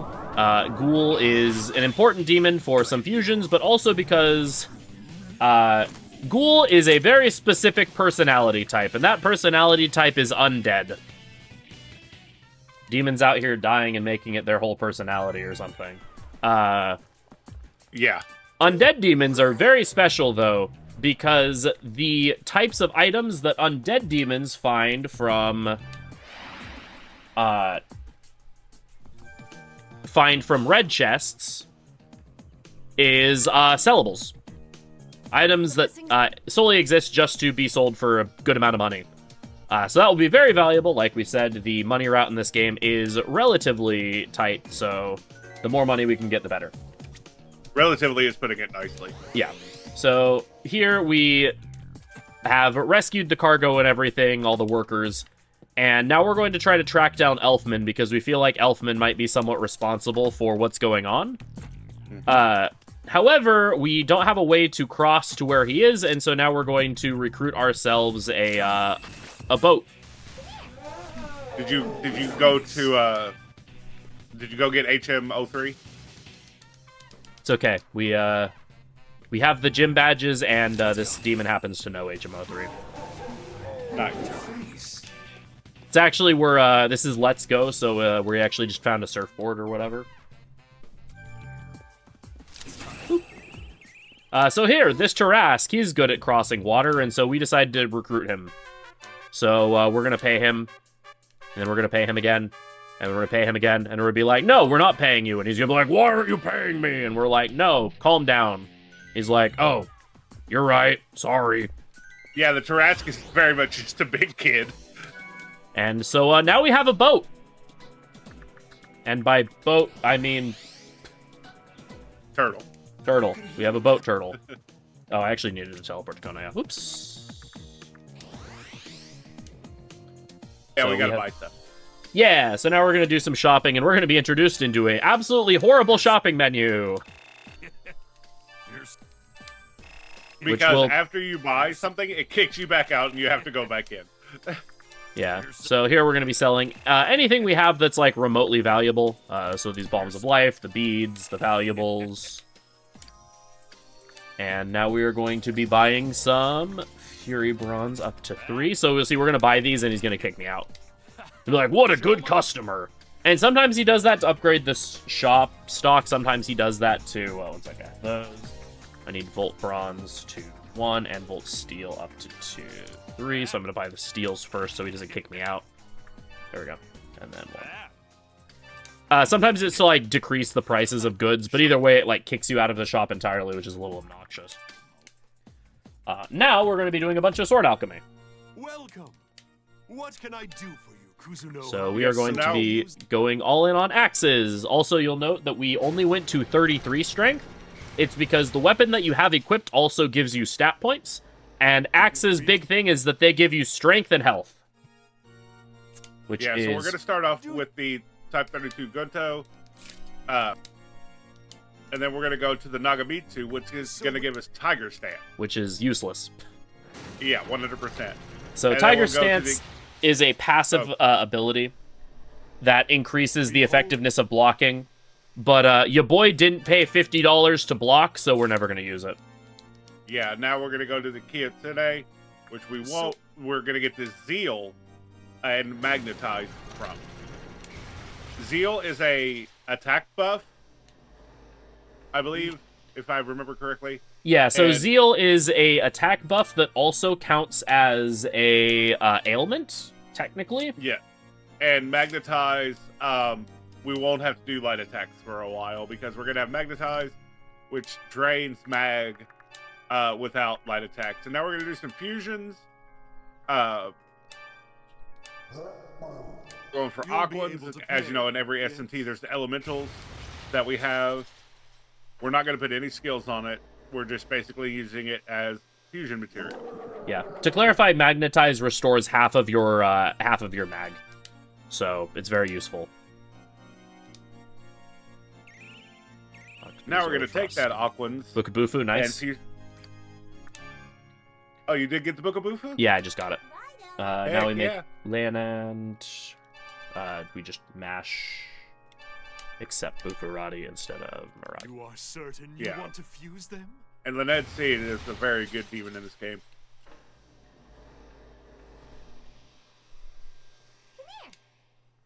No, I do not want to come here.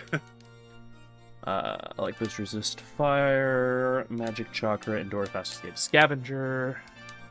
This is where you notice that menu is getting clogged. And then we rebuy our Hiho friend, who is still expensive because of the mishap earlier. Thanks, game. Alright, now set our party to Leonan and Neja. And now we teleport to Harami. Yeah.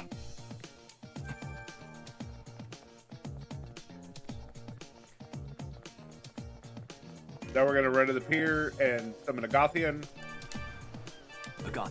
Yep, inspect, again, very good, finds hidden items. There's just a Roman coin here, which sells for a decent bit of money. Yeah.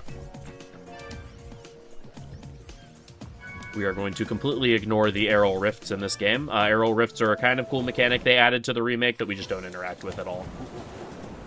Here we're going to go to this island here, cannon battery number 4. It'll be very important later on, but we're just tagging it because it's a good work point for any time we want to get out to the sea. And we're going Also, I love the world map Tarrasque sprite. Oh, yes, just the turtle. Yeah. So, With 6 legs. yeah. Here, Now we're we're going gonna to go- tag this church really quick, so it's a warp point in a little bit. Oops, I didn't want to talk to a Gatheon. Now we're going to be standing here for a little bit. Yeah, that's the bad part about having summoned demons out, is sometimes you'll be going to leave and they will just stand right in the way.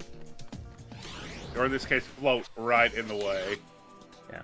So here we go to the Foreigner Cemetery, and there's a ghost. There's a ghost here for some reason. But we gotta grab MacGuffin first. Yeah. And here we find out that Gasp, Elfman, actually died earlier, and he's been buried here. And Rasputin has been impersonating Elfman, which is why he's been acting so weird and hostile lately. And that Rasputin is hiding out at the Catholic church that we just tagged. So warp back over there. And we're going to confront Russia's greatest love machine. So, I'll go ahead and explain a little bit about the fight. The dolls that were there earlier, Rasputin is going to be hiding inside one. So we're just going to use a lot of heavy jump attacks to break it, and then the real fight will begin. My matryoshkas and I shall put on a magnificent show. Of course, he does the dance.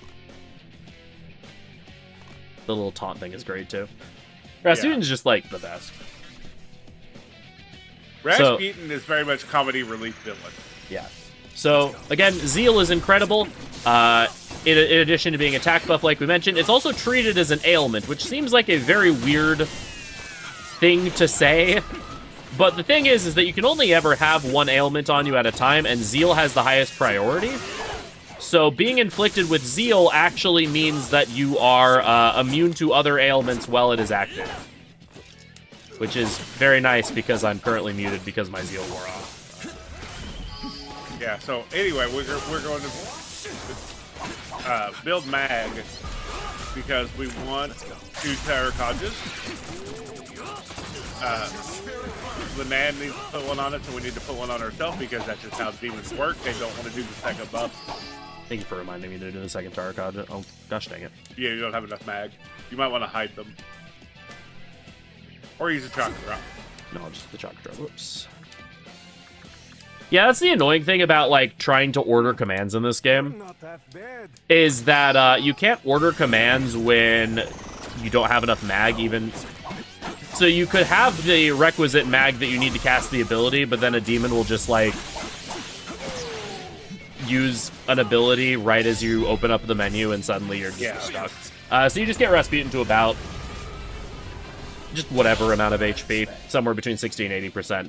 Pop Spirit Slash, and there he goes. So as it turns out, his nickname of Russia's greatest love machine was very apt, because as it turns out, Rasputin is actually an android from the future.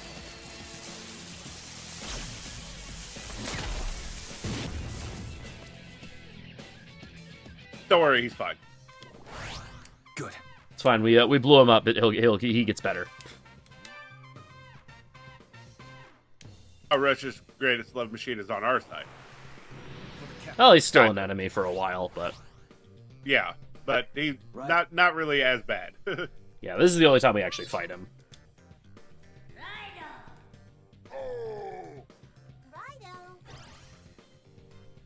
You will hear Raidou's name a lot. Yeah, every single demon in the game has a voice line that's just them saying Raidou. What is the... So yeah, he's a robot. Well, yeah, there will be boss refights later, but as part of the plot, at least, One Yeah. mystery... that's the only time we directly fight him. All right, that's chapter 4 down, and now it's time for my least favorite chapter in the game. Yeah. Don't worry, we'll get to the Mega Man portion of the speedrun later. Well, it's funny you say that, High Spirits, because we might be saying hello to our boy Ipandatura here in a little bit. Ipandatura should have been the mascot for this game. I think we can all agree on that. All right, now we go to Sekiro-cho so that we get closer to the thing. So here we find out, basically from everything that was going on, we find out that currently the army is involved in something called the Super Soldier Project.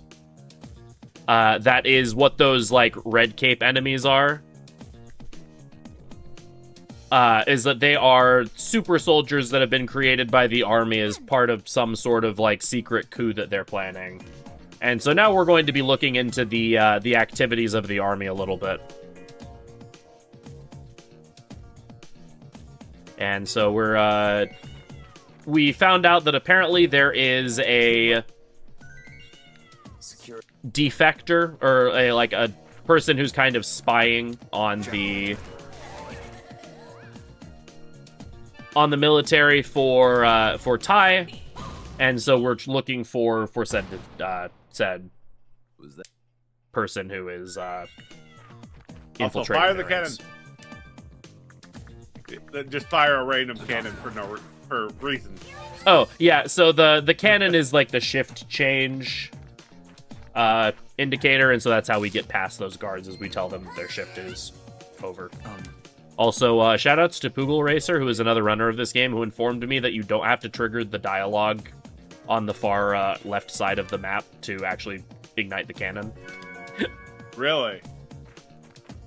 I was informed of this last night, and yeah, no, you in fact do not have to, so that's some nice time save. Google 10 out of 10. I give you a 10 out of 10. So here we have Agathian grab some plastic here. That'll be useful for weapon creation. And now that we have that, we teleport back to Kasumikdai to find out that we didn't find the double agent, but apparently Tai did, and her and the double agent actually got pulled into the demon world.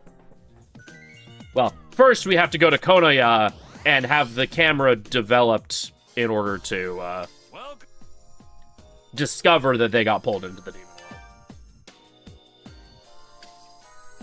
You know, I will give this. The owner of Konoya, he is a really good businessman. If he's like, this plot cannot progress without me, good business. Why? Alright, now we... Lifestone needs to be at 2. Chakra chips, we already have 2. That'll be important for later. Volt bronze, we need up to 3, and we need 2 fury bronze. And we're going to get kicked out of the menu again because this game's shop menu is annoying. You gotta admit, though, it's got good music. It does have very good music. And now we're going to be making another upgrade to our axe. What can I do for you, We're going to be upgrading to the Shisho. It gives us Summoner's Resolve. Yeah, Summoner's Resolve, I believe, boosts your damage when you're at low HP or inflicted with an ailment, which doesn't come up much at all. Oh, it increases the mag you generate when you're in low HP or inflicted with an ailment. That won't really come up, but the big thing is just that it's an upgrade to our axe, so that's cool. Now we are going to pay a visit to a little bit of optional content.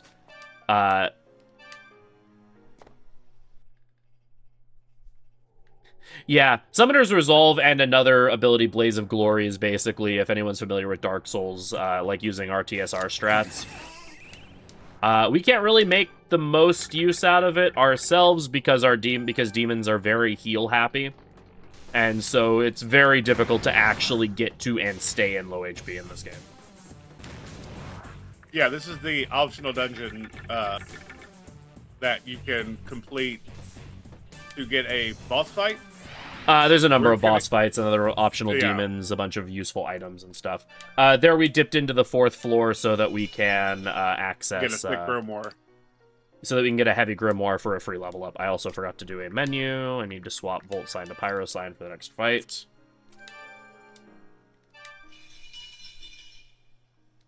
Yeah. I should have scrolled down to catch that. My bad. You're good. And now we go into Dark Kasumi Dai, where we will immediately get into a fight with some more zombies. Yeah, here we're doing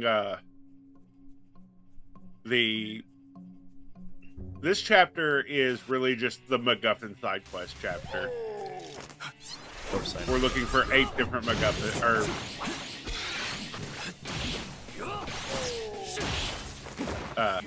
8 pages. Yeah, basically there is a report that has all of the evidence on the Super Soldier Project and information about it. And we need to find the pieces of the report because they got scattered when this guy here, Sadakichi, got pulled into the demon world. If anyone has played the original version of this game, you will know that this chapter is the absolute worst.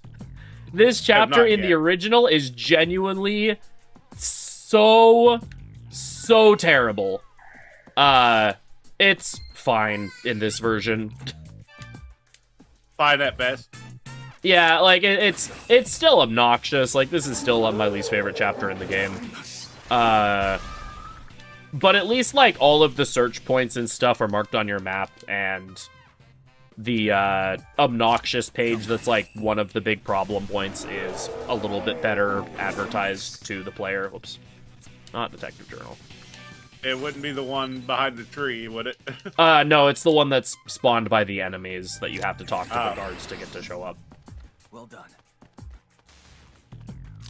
Grabbing the Japanese figure to sell later. Yep. Here, Pyrojack here has the fly ability, which lets him fly over this really small barrier. This allows us to grab this report page here by the statue of Okuninushi, and will also allow us to come over here to get a Balm of Life. Which I always forget. Oops. Oh. Here we talk to these guards. These guards are supposed to be, like, the tips to, like, where to locate each of the pages. The one on the left here, you have to ask about page 8, and he'll be like, oh, I can't remember page 8. And so, in order to remind the zombie about one of his memories, you set his brain on fire. And that reminds him that page 8 was stolen by another soldier. And now to thank Pyrojack for all of his valuable service to us, we're going to kick him out of our stock. 07 to the Jack-o'-lantern. You'll see us do that quite a bit throughout the game. Unfortunately, as you may have noticed, demon level ups in this game take forever. Yeah, there's a couple ways to get the zombies to remember. You can use force. You can you can cool down as well. Yeah. But we just have Pyrojack out there. So I think it's that way so you don't, because it's a story trigger. It has to be easy to get to. yeah, this area does have like a ton of like random demons around. A lot of them even like surprisingly low level, specifically to make sure that you don't get stuck here. Yeah. So like you'll see like an Alp, for example, running around simply because she's like a small pagan demon that can use sneak, I believe. Holy cow, right there. There we tag inspect there to see that thing in the tree. Oops, and then I get stuck because the camera here is kind of weird. Play detective to get a report there. And then we smack this enemy, which is the one that has the report page. And it's kind of a big fight, so we just blow it up. Yeah, anything with like 3 or more enemies like this, we can just spare slash. Could you imagine a PS2 doing that? I feel like a PS2 would just explode at that. And now we swap magnetized to wind sign. Hello, senior tiger, sir. Now we bully this holy cow in order to build meter back up because we want meter for another one of my least favorite fights in the game that's coming up pretty soon. Yeah. Here we see that the report page is stuck in the tree, so we summon Neja to use force on the tree. I like to imagine Naza just uses the spoon. They'll just use the spoon to like scoop out the report page. Yeah, like here you go. Neja also likes to stand directly in the way. Here, I'm actually going to swap Neja to Ghoul for a little bit of marathon safety. So that when I grab some red chests later, I can get some more money. You called? Also worth noting, undead demons have some of the best demon lines because they're undead. They just scream inane gibberish at you, which is really fun. Except Ghoul. Ghoul is very much flamboyant. Well, that's the inane gibberish. Yeah. Sadly, though, there was one line of dialogue that was in the original Raidou one that did not make it into this version, where they scream about pineapples. And I'm really sad that that line did not make it. But a lot of the other dialogue did, and it's all very funny. All right, so we return the report to Sadakichi. He tells us about Hell's Pawns, which are the soldiers. Also, Kaya Daidoji apparently was helping them develop the Hell's Pawns for some reason. Probably the demon that was possessing her. And now it's time to fight Neburos, and this is another one of my least favorite fights in the game. Yeah. Neburos is very much a not fun fight. Chakra drop to get that back, and then I order Tarkaja, and then I order the other Mazan onto Neburos. Use your gun. And this is why it's not my favorite fight, because you go so long without having to worry about the gun, and it's like, oh, all of a sudden, Steven weaks a gun. Alright, and there we go. And I think that was also the first time we hit damage cap using Spirit Sign. Yeah. Yeah, it was actually a really good Neburos fight. That fight can take a long time if your demons just don't cooperate with you. Yeah, Neburos is one of my favorite demons, but not to fight. This Preda is going strong. That's probably the strongest Preda ever. Here we're going to get rid of Endure for Mind Boost. It's not something that ever really comes up all that much. But it slightly increases your chance of, like, landing ailments, which is useful when it comes to Berserker. Mm-hmm. So here, Linan Sheed also learned Rakukaja, and we absolutely do not want Linan Sheed to have Rakukaja because that would have awful and terrible consequences for us. Because she would try to cast Rakukaja every single fight, and that is slow and a waste of mag, so we're immediately going to delete it. Yeah. And then here we're going to give Neja Bufu in order to give Because in ice S&T attacks. games, if all the skill slots aren't taken, you automatically learn the ability. So we have to delete it in order to get rid of it. And we're going to warp back to Dark Kasumidai immediately so that we can do a recruit. Yep, we're going to recruit a tree. Yep.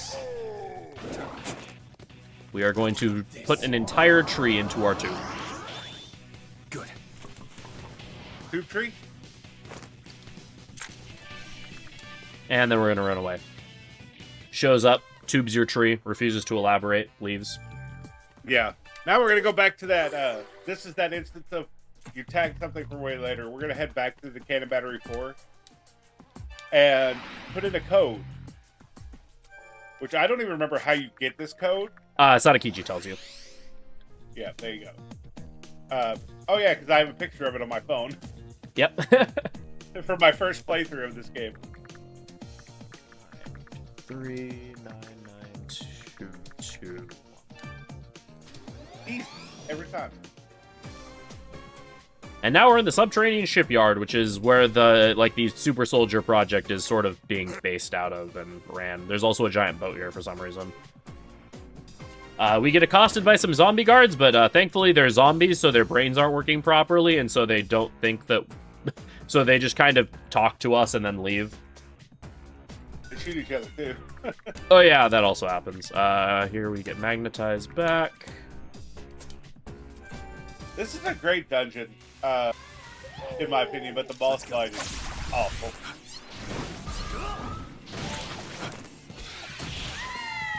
Meow. I like this Nekomata design a lot better. It's a cute design, yeah. Yeah. Raidou. Alright. Because we have a bunch of nether gates here, we're going to be swapping our summoner skills around a lot. Also, we're going to be building up full spirit slash meter for the boss fight. So. Alert.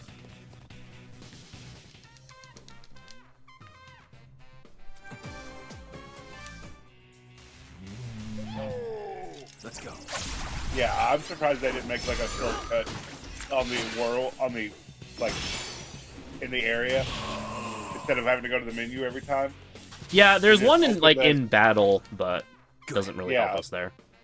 We're also going to be getting a bunch of level ups while we're going through here, which is nice.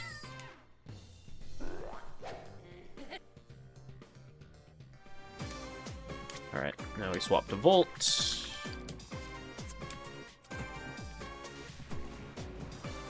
Also, Come back.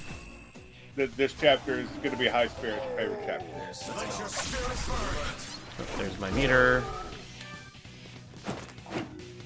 That's a big encounter. That was a very big encounter. Oh yeah, so we have this electric nether gate here. You know, no big deal. Just regular nether gate things. There's a lot of walls in this area, Frito. Huh. Wonder what that's about. I do too. Well, good thing we're Raidou Kuzunoha the 14th, greatest detective of all time. So we blow up the wall, and then the wall comes back. And we're like, oh, there must be a demon that's like rebuilding the walls. So we come down here and we see this Ippon Datura. Wall! Wall! Wall! Endless, immortal, weakening mind and soul. You will hate it. It is totally, definitely my best work of art. My walls are the greatest ever!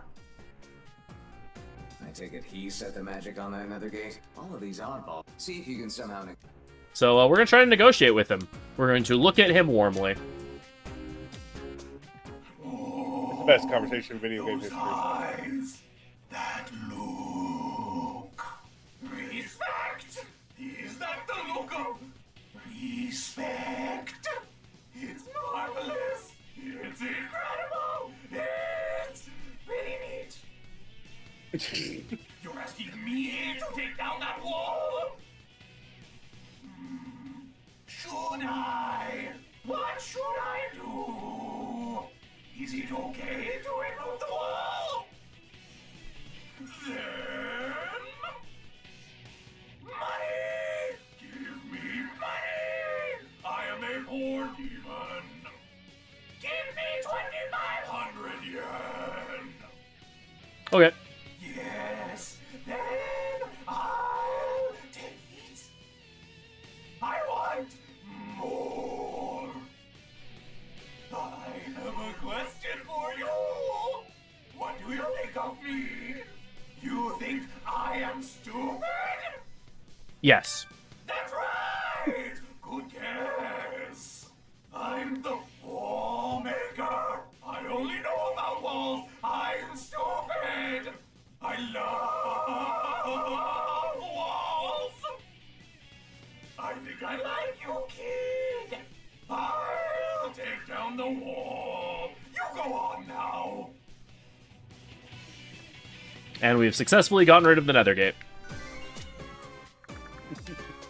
That is the best conversation in video game history. I like the other one a little more, but that one's good.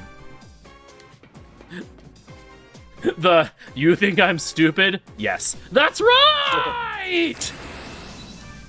You pinked the microphone on my end. Oops.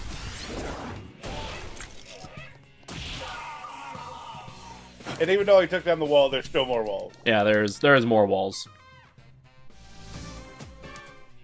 I did that Three one of wrong. them. You just do this immediately and then it goes away. Boop.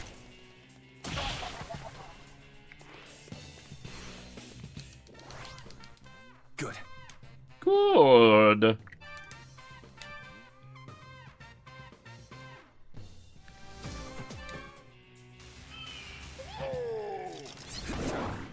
I like wall. Yeah. I love lamp. That's exactly what I compare this to. I love lamp. Are you I just, love wall. are you just saying you love objects around? I love lamp. All right. Anyone hasn't seen that movie, I highly suggest watching it later. So here we need to hit level 33 in order to fuse another demon. So we are going to use a thick grimoire to finish up that level up, and then we're going to use 2 of our 3 thick grimoires to hit level 33.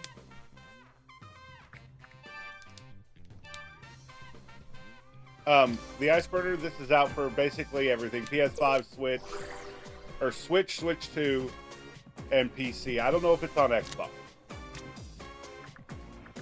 This is the only time where we're actually going to check our demon check-ins. Ooh, I got like 3 books of Bufu. Wow.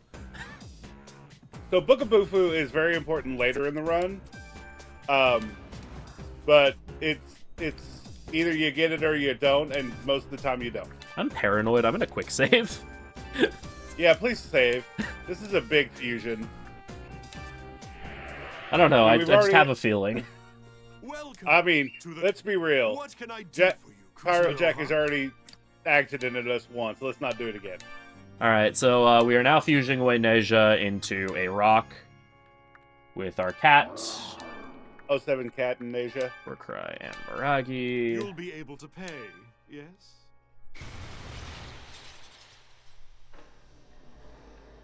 The rock looks more like gold in this game. I mean, gold is kind of a rock. You know, this is why I keep you around, Frito. you keep me on the honest. And then Jiboku and Earthis make Kuninushi. Warcry, and Miragi. Certain you want to fuse them? Okinonushi is very important for the next fight.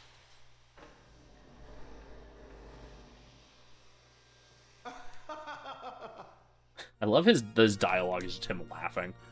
Yeah. Like boost, heal boost, resist force, magic chakra. Just game scavenger. Do you like Lamp? I love Lamp. Lamp. And then we use this thick grimoire on Okuninushi because after getting 1 level up, he learns Bufudyne, which is a very good ability. Yeah. And then configuration, lay down Okuninushi, swap this to Frost Sign. And then we summon a Gatheon.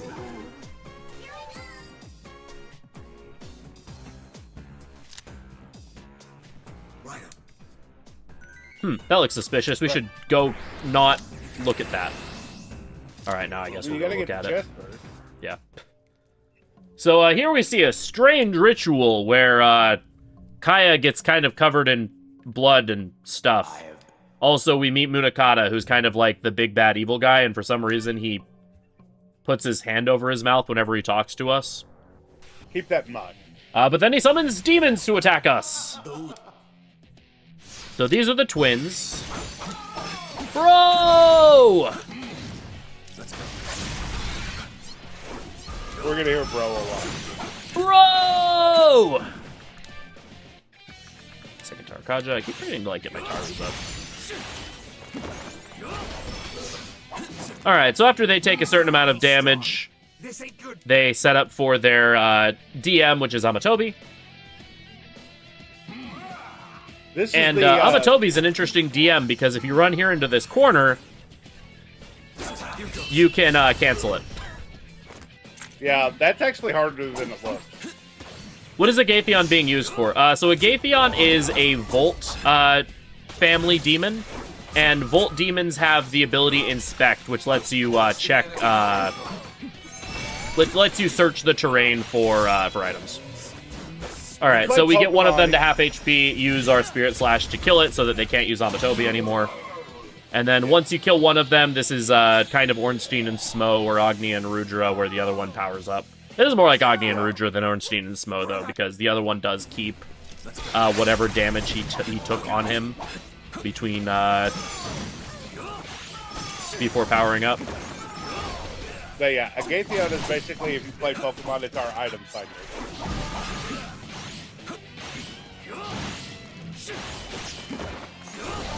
And there you go. Easy boss fight. Yeah, the final hit of the axe combo, that ground slam, hits 4 times for a lot of damage. So trying to get in full axe combos is really great. I think he did 1,600 damage with it at the beginning of the fight. Yeah, it's very, very strong. So yeah, that's Chapter 5 down. Yeah, we find a lot of our sellables and money that way, through a Gatheon. And we did it! We finally rescued Kaya Daidoji. I'm sure the weird ritual thing that we witnessed is nothing and everything is totally fine. We did it! You did. We're not quite sure what was going on with Munakata, but it doesn't matter. We rescued the girl, that's all that matters. But she's like, hey, you know, things are still kind of weird here. Is it okay if I stay at the detective agency for a while? And we're like, okay, sure. And then she, for some reason, is like, hey, Raidou, that's not your real name, is it? Can I call you by your real name? And we're like, that's a weird request, considering people aren't supposed to know that our name isn't Raidou, but whatever, sure, I guess. And so now we're in Chapter 6. This is the shortest chapter in the game. There are 0 fights. We hear from the owner of Konoya that apparently Narumi ordered a package, and he wants us to pick it up for him. There you go. So here we get a box with ammo in it for some reason. That doesn't seem suspicious at all. Me and Frito call this the flower cart chapter. Oh, yes. Also, we get a cutscene. Kaya randomly decides that she wants to give herself a haircut, so that's... Surely there's nothing weird about that. And honestly, for her, it's not a bad haircut. I like the short-haired version. Yeah, honestly, I do too. It looks really good. So, Kaya's like, hey, I've been trying to figure out how we can help Tokyo, and I found out about this legend about these Radiant Guardians. And we should, like, try to find this super important object that's supposedly will help us save the capital. We're like, huh, that seems oddly specific. Why not? And so the owner of Konoya likes collecting various relics, so we ask him about it, and he doesn't know anything. So we go and we talk to Victor. Can I just say Victor is the best character in this game? Oh, he's great. And so he knows some stuff about it. And now we do another fusion. First, we're going to register all of our demons in the devil chart for fusions later. And then we are going to fuse then an Okanushi into a tiger who is on fire. Then Bufudyne, This cat is on fire. Certain you want to fuse them? Spicy Kitty.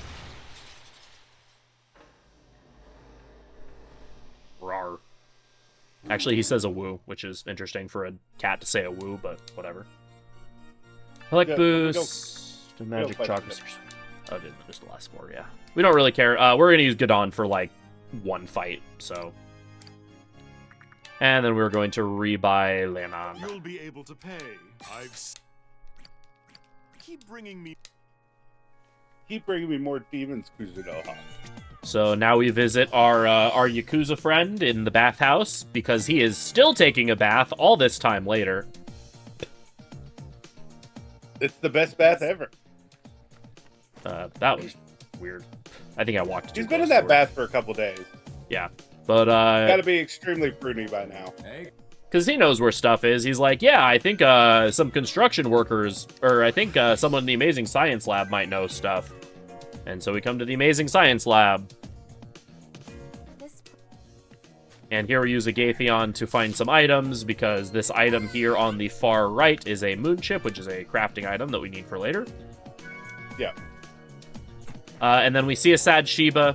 The sad Shiba wants to know what our hopes and dreams in life are, but we're not going to talk to the sad Shiba because we're horrible people. Instead, we're going to talk to this crazy scientist dude. Who has the best beard in all of S&T. And crazy scientist dude happens to know exactly where the item we're looking for. Or no, sorry. He's like, oh, I don't know, but maybe some people who know about like spiritual stuff would know. And so now we go to Shinsekai because the soda joint is also populated by like devil summoners for some reason. And Tai, even though she doesn't know about the devil summoning thing or something. And she's been around the demon world twice. And but she has been passed out both times. Oops. Ryugu. Closer. So then we find out, oh yeah, it's in a construction site in Ginza. And so now we go to the construction site in Ginza.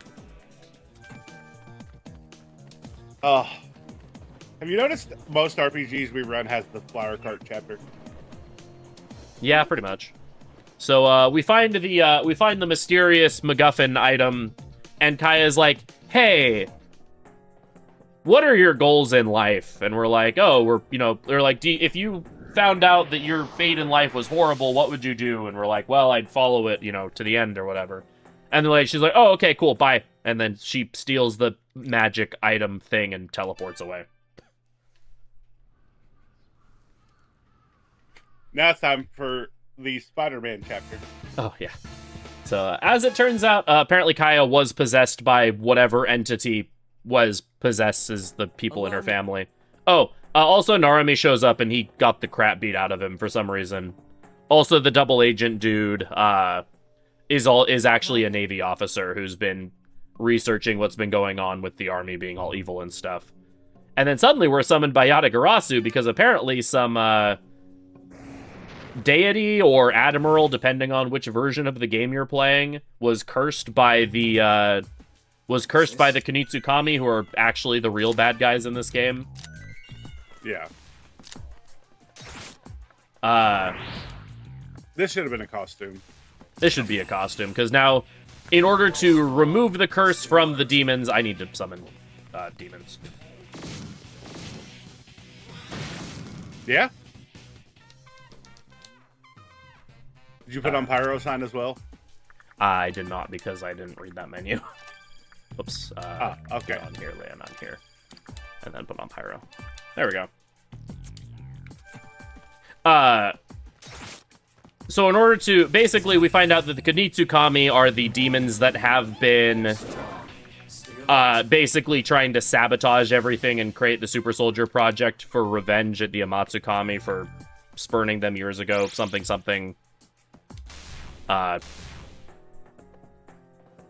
Shinto lore. And so we find out the Kunitsu have cursed a minor deity, and the Amatsukami also are the people who are in charge of Yatagarasu, which is the organization we work for. So we take the curse upon ourselves so that we can track down the demon that has applied the curse. Which means we're running around here again.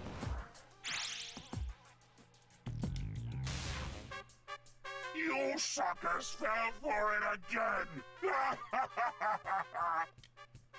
We've sure got one, pal. You dumbass!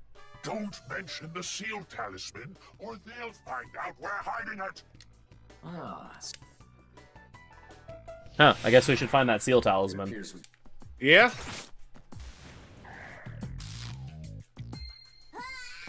Put it in the most convenient place possible, too.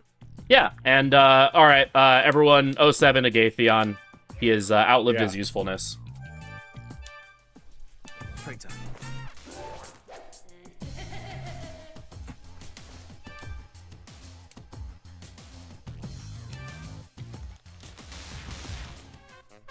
Alright, so we've destroyed the seal, and now we have this fight. I didn't quite get enough meter, unfortunately, so I have to do this the slow way now.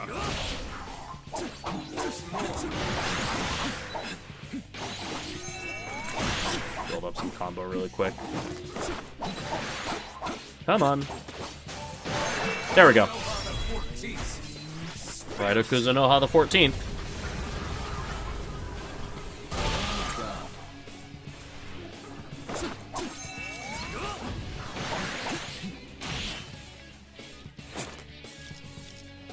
And we dealt with the Skull Brothers. So now we can actually go and deal with the demon in charge of the curse. That does.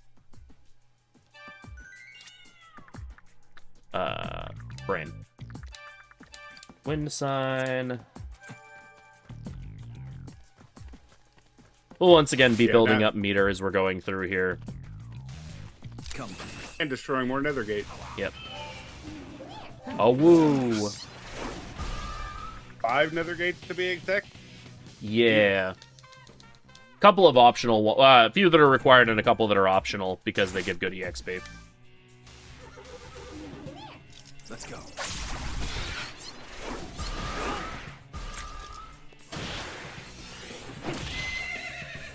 Nay. Good. Raidou. This is the strongest Preda in existence. We've carried it so far. Yeah.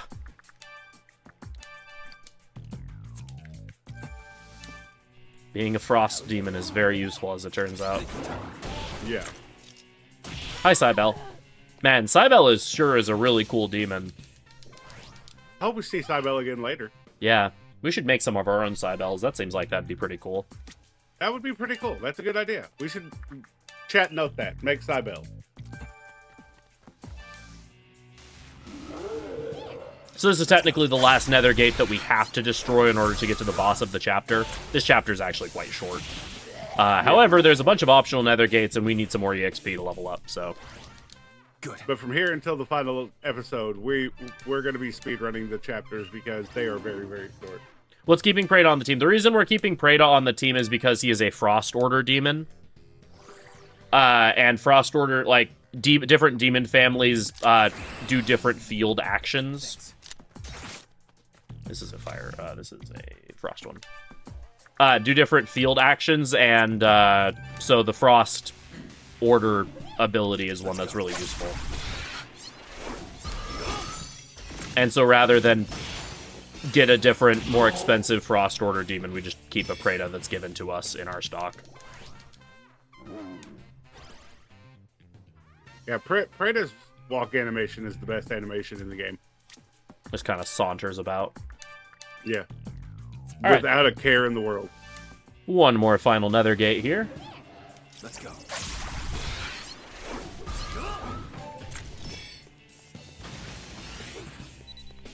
Y'all want to kill the thing faster, please? Thank you. No, I just call it the strongest Preda because we've carried it for so long. Yeah, he's like a level 2 or 3 demon, and he's now like level 23. Yeah. It is now the king of the Predas. All right, and to appease Zero, I will quick save here again.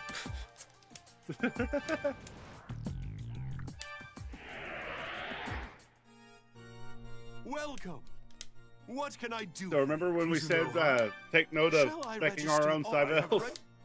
Yeah, so We're not Cybele just is making such a cool demon that we're not only going to fuse one Cybele, we're going to fuse 2. Whoops, that's not you. Cool, yeah, man. For Dominion. Let's say, please don't make Turdak. Move.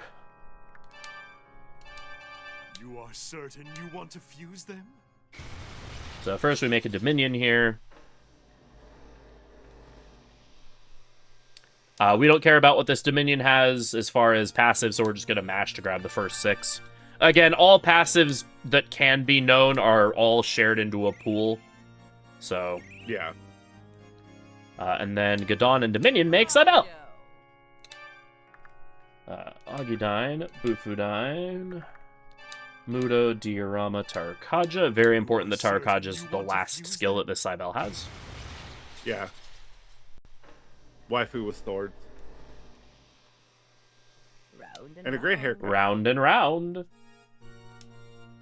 Life gain, elect boost, heal boost, resist force, have mind, fast escape. So fun thing about Cybele is she naturally nulls 3 of the 4 elements, and resist force is really easy to get. So, yeah.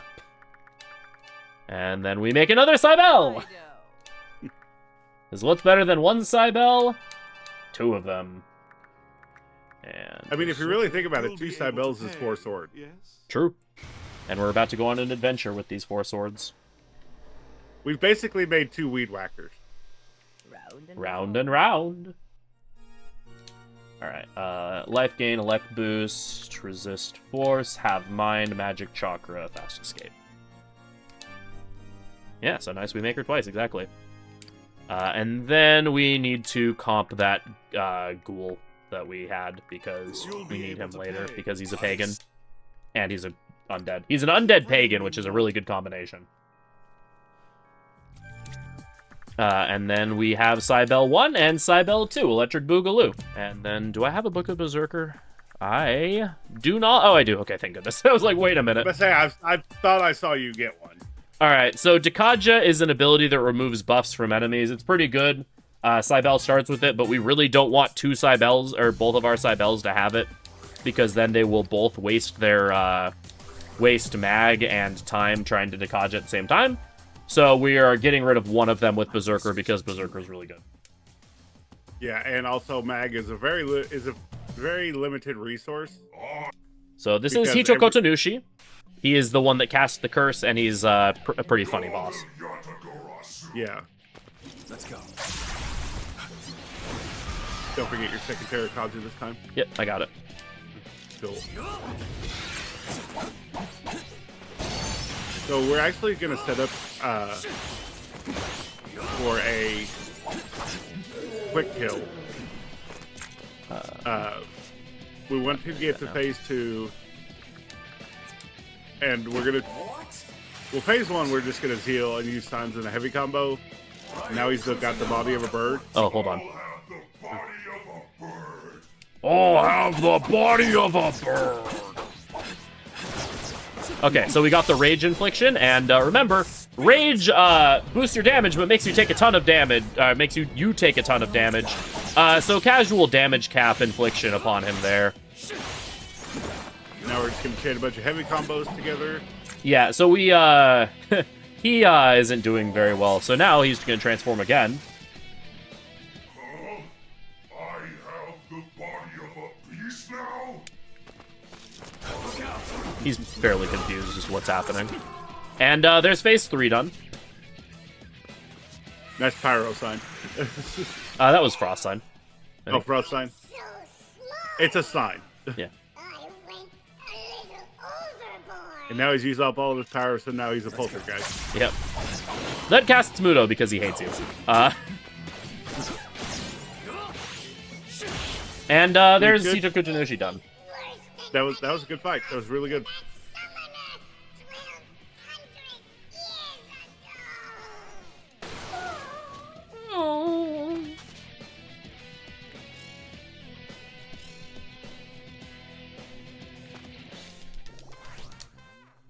Good. Good. And yeah, that's chapter 7 done. We are, like we said before, the first couple chapters go pretty slowly, but then after that, they go pretty quickly. Yeah. So now the Navy guy is like, all right, I guess we can finally trust you, so now we'll lore dump you as to what's actually going on. So we find out that the Super Soldier Project is basically that the army is building some strange tower called Wadden 1 with the intent of using radio waves and like a satellite or something to cause this Super Soldier Project to basically take over the government. Yep. So now we're charged by the military or by the Navy to infiltrate and destroy Wadden 1. Which is next to the final dungeon. Actually, the final dungeon isn't bad at all. This is the worst dungeon in the game. It's not that bad. Yeah, until you forget where you're going. Well, I mean, sure. So, warping to Battery 4. We don't actually need to be at Battery 4, but it's nearby where we need to go, so.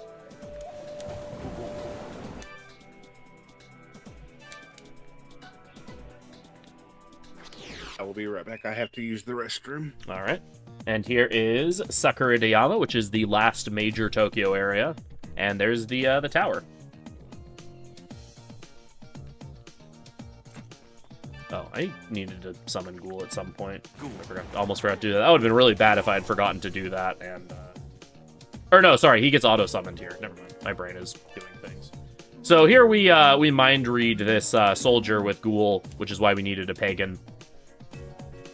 And we discover that we can't get into Wadden 1 normally. However, we can use the Dark Realm to get into it because the true form is in the Dark Realm.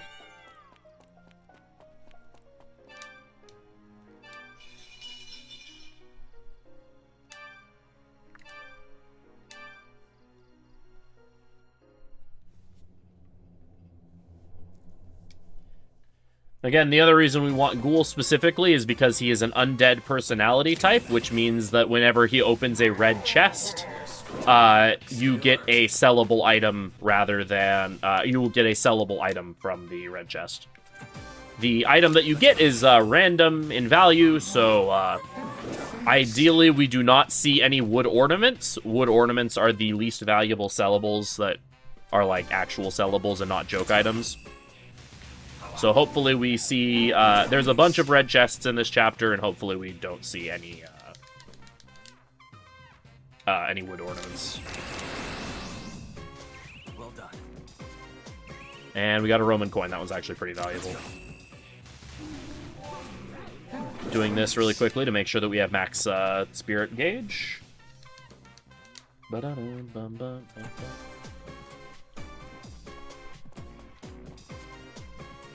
And as we approach the tower, we're suddenly attacked by more Hell's Pawns, which are those super soldiers from earlier. But it's okay, because we have Spirit Slash, so...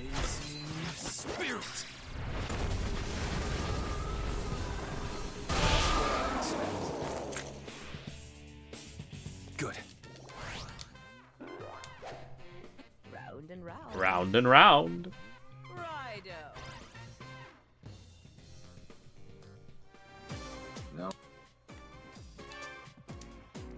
And now we enter Wadden 1. So this tower is created entirely out of those weird baby turtle things that we talked about earlier that we didn't actually see. So yeah, those are the Hirokos.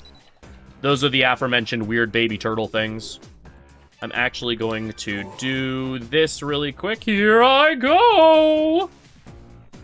I'm actually going to grab some additional items. We don't normally grab these as part of the route, but I'm going to get them for a little bit of extra safety money. A new Olympic record!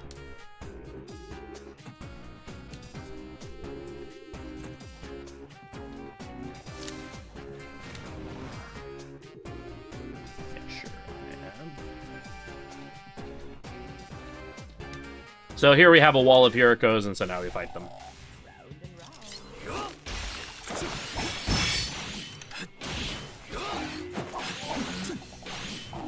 Turtle. Yeah, this fight, they can either bunch up or spread out. There's no in between. Yeah. I like to save my Zeals for when I start seeing them try to cast Kalimpa. Again, Zeal being a buff that increases your damage, but also makes you immune to ailments for the duration of the buff. So trying to protect my demons from ailments is really helpful. The only thing is, Zeal has such a high cooldown. Yeah. It is a very high cooldown and a fairly low application time. Or effective time, rather. Alright, left. Next. And this is where you can get lost if you don't know where you're going. Ghoul on his own. The gimmick for this dungeon is that when you ride on platforms as Raidou versus riding on them as demons, they will go to different locations, and so you have to like navigate the platforms around to get to so that you can actually get to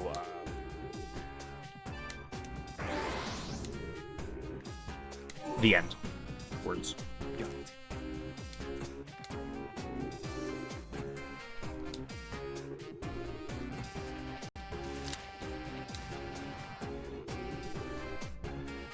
Now we go up another floor. Yep, we have another wall of Hirokos. You'll notice that I'm not bothering to build Spirit Slash at all while I'm in here. Reason being is that these Hiroko fights just take so long in general, and you're killing so many enemies that you just naturally get enough Spirit Slash by the time you get to the next boss anyway. Let's go. Yeah. Yeah, they're riding on Thumb Guy. Because this dungeon is fun, guy. I'll see myself out. Now, this dungeon isn't too bad once you figure it out.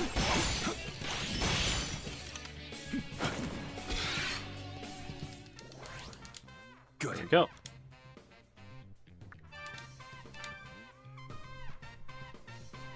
Alright, this is the more complicated of the areas.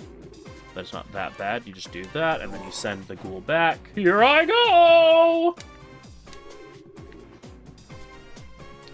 Take the right one. You know, for a ghoul, he moves pretty fast. That. Back. A new Olympic record! I saw that in chat earlier. I forgot where that was from. Now I remember. Yep. And we're at the end of 1-1. So here is, like, the big, like, do you have money check.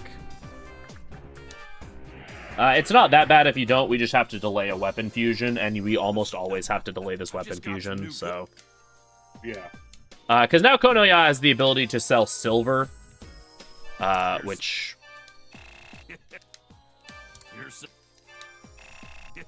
is what we need for the next tier of weapons. So we need like 60k after buying stuff in order to afford. Yeah, we need 63k. Yeah, after we've bought all of the materials, so we're probably not gonna have enough money. I'm gonna sell these because they're useless.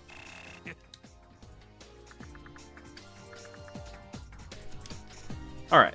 And now we buy some Pagan Bronze up to 4. We got those. Fury Silver up to 3. This is also the part of the run where you find out if you got good drops or not. Yeah, Volt Silver to 2 since I'm not doing Vannergan strats. I already have that. Nice. Volt Bronze up to 4. I'm testing some strats with different weapons, but I didn't really have time to nail those down before the marathon. Yeah. Well, what can I do for Okay, you, Kuzunoha? Sword Alchemy. We are going to upgrade to the Saimitsu. And then if we had enough money, we would upgrade our Saimitsu into a Balmung, and that would be our weapon for the rest of the run. I don't think I have enough money for the Balmung right now, though. And I do not grab that.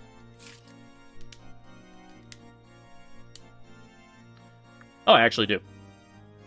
So we'll use I for once, I have enough money for the Balmung. Nice. Yay! So that saves a menu in the next chapter, which is cool.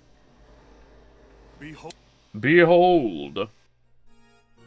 And Blaze of Glory, which is basically RTSR. Remind me again, what is RTSR? Red Tearstone Ring. It's a Dark Souls thing. Basically, it boosts your damage when you're at low health. I have not beaten Dark Souls.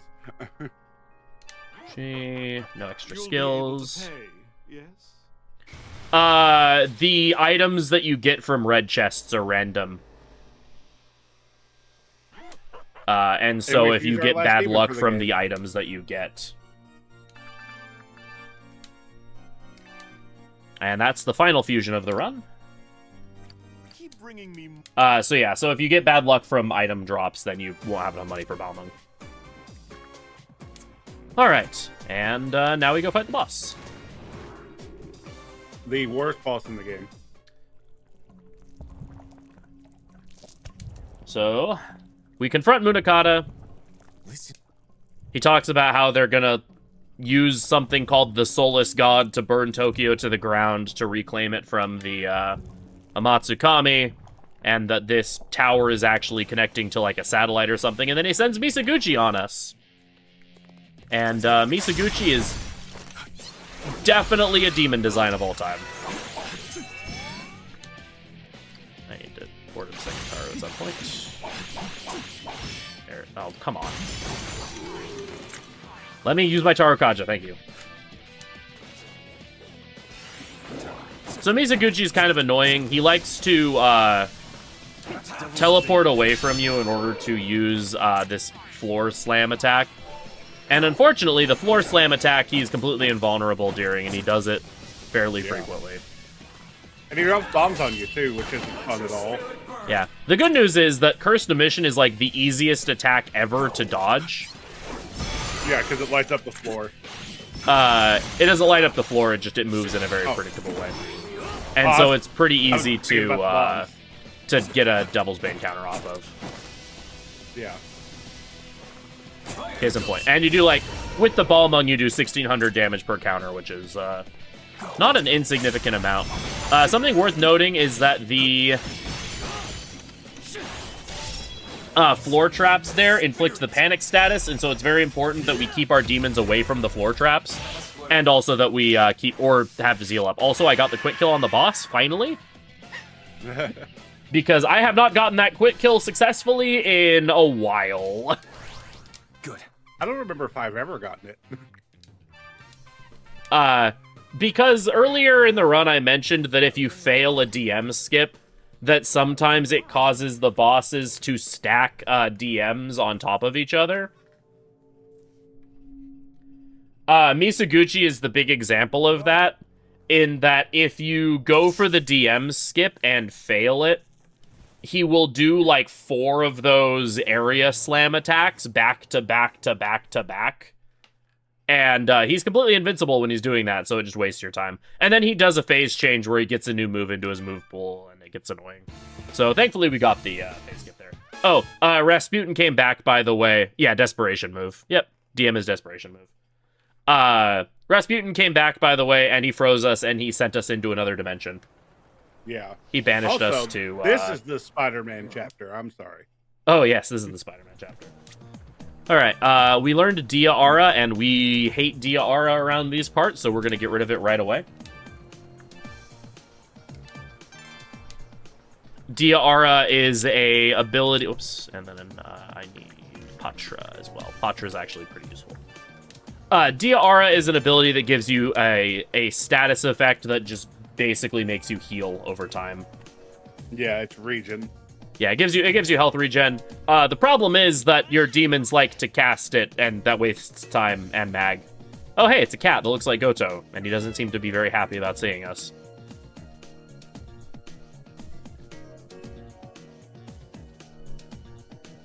That's weird. Yeah, this dimension's Raidou must have went through a lot, because he's pretty beat up.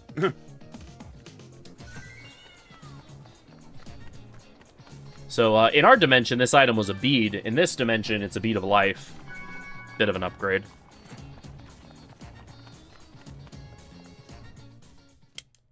And when we mentioned Spider-Man chapter, gasp, it's us! Except his name is spelled without the U. Apparently removing the U from your name makes you an edgelord. What? Yeah. Just like how adding an X to your name makes you a nobody. Basically same Whoa, thing. easy, easy, easy. I am not a nobody. I don't think. Alright, so here... Harvey. We find out we've been sent to a parallel universe. And in order to get out of it, we have to obtain basically 3 pillars. Basically, we're making another team. And so we have to go to 3 different areas of the Dark Realm and defeat a boss. And usually do some random task to unlock that boss. So this one, there's a bunch of these elephants, and we need to make them all irrelevant by beating them up. It's Elephant, the elephant. Go, go, go. And by making the elephants irrelevant, we will gain the right to do battle with Orochi. So Nope. I didn't hear it the first time you said it, but the second time you said it, I heard it. That's a good one. Thank you. So, Shoten's kind of annoying because he resists Fizz. However, he is weak to death skills. So, the Mudo we gave to the one Cybele is used here. Which will half his HP, and it will inflict, and it will stun him. He can't drop. Oh, also, everyone, 07 Preda. 07. We are releasing this level 25 Preda into the wild. I'm To go sure beat the level nothing 9. bad will come of this. So do you think that's the level 99 Preda in the Abscess and S&P 5? Yeah, pretty much. You know, he has 100 years to get there. Yeah.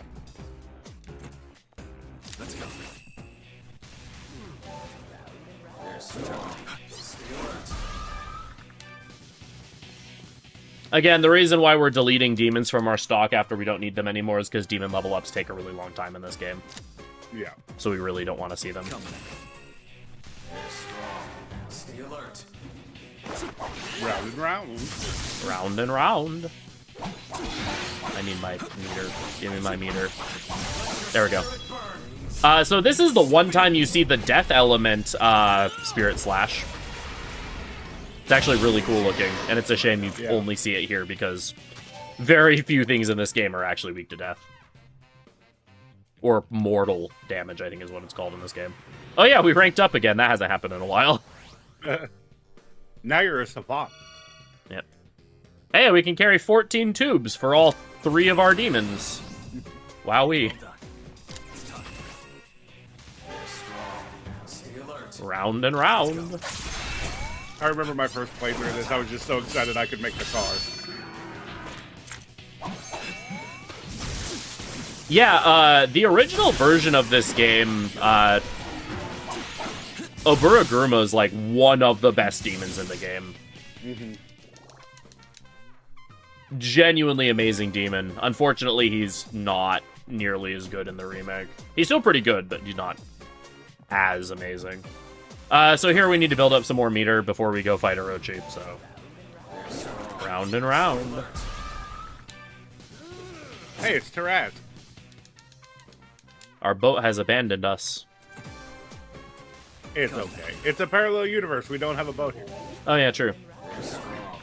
Raidou with an O's boat has betrayed us. Alright, here we're going to... Raidou with an our O uses a Larpus. Oh, there you go. We're changing our setup. We're getting Starbound Blades, which was from the Saimitsu, and we're also making, we're also grabbing Volt Sign, because the next boss is weak to electricity. Yeah, Starbound Blades is a AoE physical attack that slams the axe into the ground, but summons a bunch of blades from the ground. Yeah, and it does, like, not very much damage, but it does, like, a ton of, shield damage. And later Orochi. And, there goes Orochi. And, I love that, like, the 1 or 2 random McCoys that show up, like, Yeah. alright, I'm gonna join the fight. Oh. Good. I will still say McCoy did nothing wrong. Round and round. Round and round. Round and round.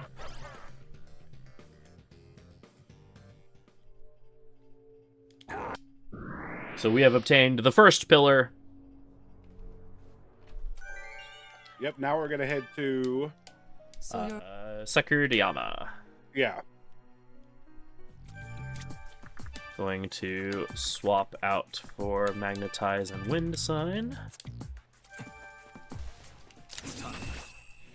Build up meter again. And restore. all of our mag. A new face. I don't think the car has a face.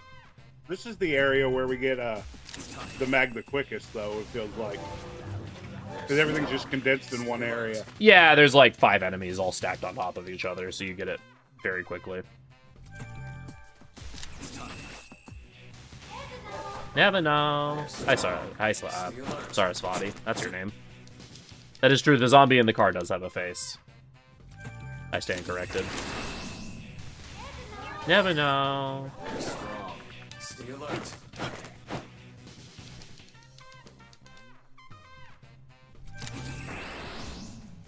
All right. So here there's a little bit of a puzzle. It's one of those yeah, so this is Raidou Remastered. It is a remake of Devil Summoner Raidou Kuzunoha versus the Soulless Army, which was a 2007 PS2 game. Devil Summoner is a spin-off of Shin Megami Tensei. Yeah, OG? Begin the investigation. Just the Shin Megami Tensei series in general. And Yeah. so it shares a lot of DNA with, like, SMT and Persona.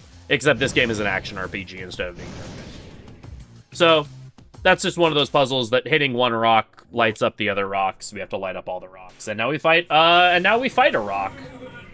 We're going to rock his world. Let's go. Yeah, and coincidentally, the rocks that we touch are actually, like, the exact same order of the,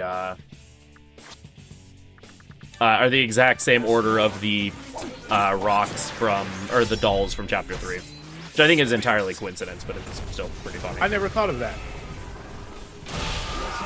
And there goes Omitsunu. Yeah, he got rocked. Yep. Good.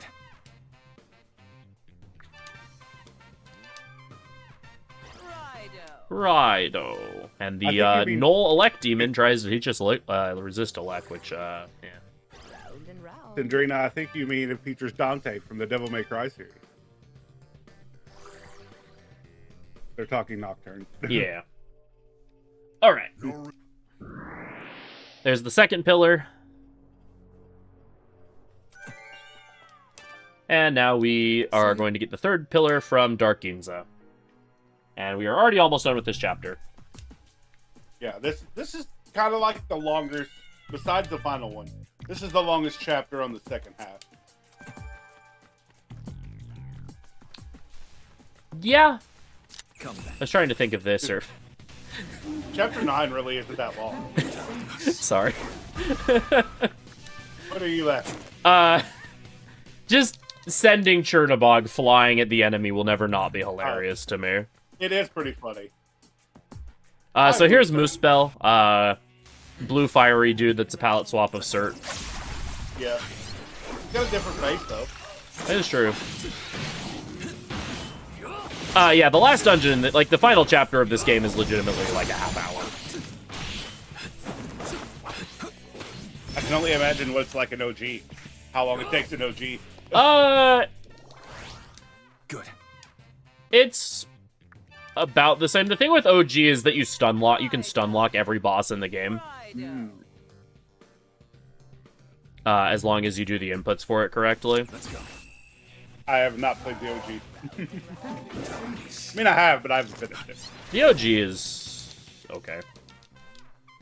My opinion on the original version of this game is that it's one of my SMT games in every area, except I think the gameplay is kind of terrible. Well, I mean, I remember getting it as a kid, and like the whole world map, the way that it was, because this was before I played Nocturne. About how it's just the little arrow moving around. Mm-hmm. I was like, as a younger person, it was like, oh, this doesn't interest me. And then I get Raidou Remastered, and I'm like, oh, this game's great. Like, it's literally almost the same thing. So our mushroom just yeeted that train into a wall.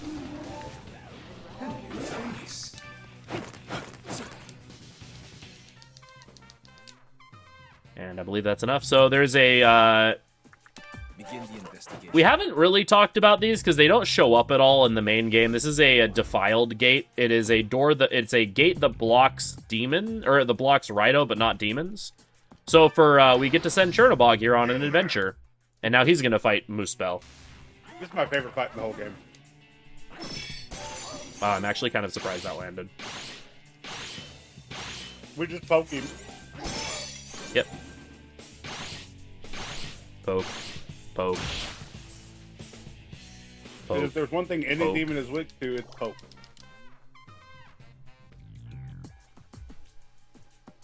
And now we hit the train again. Bonk.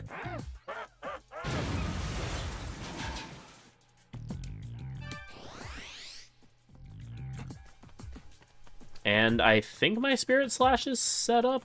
I'm gonna double check. Let's go. I say I don't think you can check it from the menu. It was set up. Alright, I Thank need to goodness for quick swap escape. Starbound in.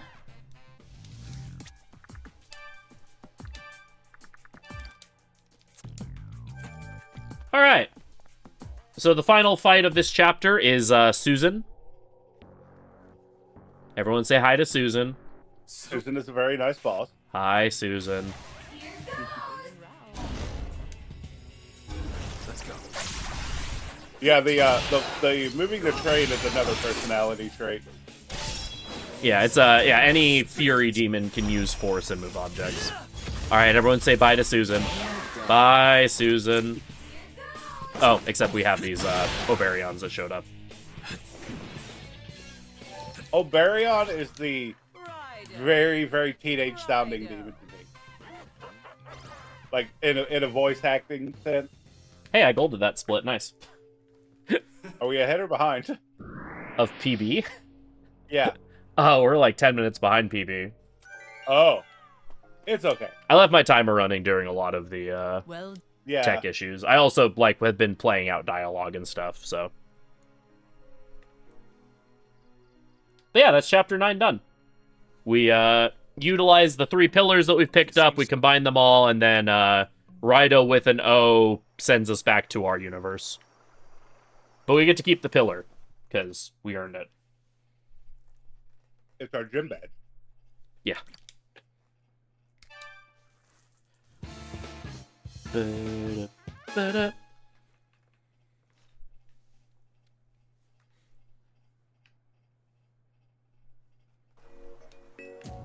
This.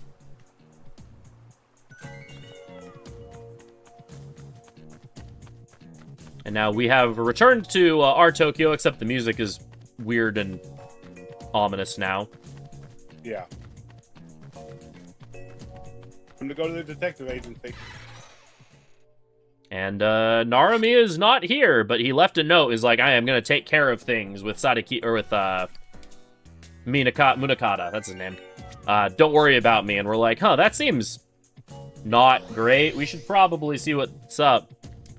And so we decided to go talk to Sadakichi just to see what's been going on in Tokyo since we've been gone.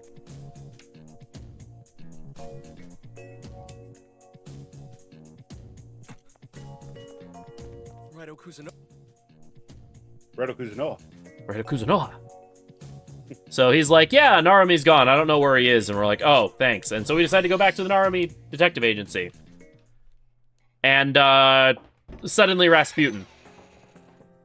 I probably shouldn't be so surprised. So he's like, yeah, so by the way, my job is done. I was hired to protect the, to fight you until the satellite launches. That And so they launched a satellite into space in the 30s. And he's like, oh yeah, by the way, not only am I an android, I'm from the future. Also, I kind of don't care anymore, so here, take the key to get into the base where the bad guys are. Rasputin like, oh. the turncoat. Thanks. So now we go back to Battery 4. Yeah, now he's gonna do some touristing. Yeah, isn't he on a big side quest in Raidou 2? Yeah, he's just kind of goofing off in Raidou 2. Convenient vid incense right here. A little more HP.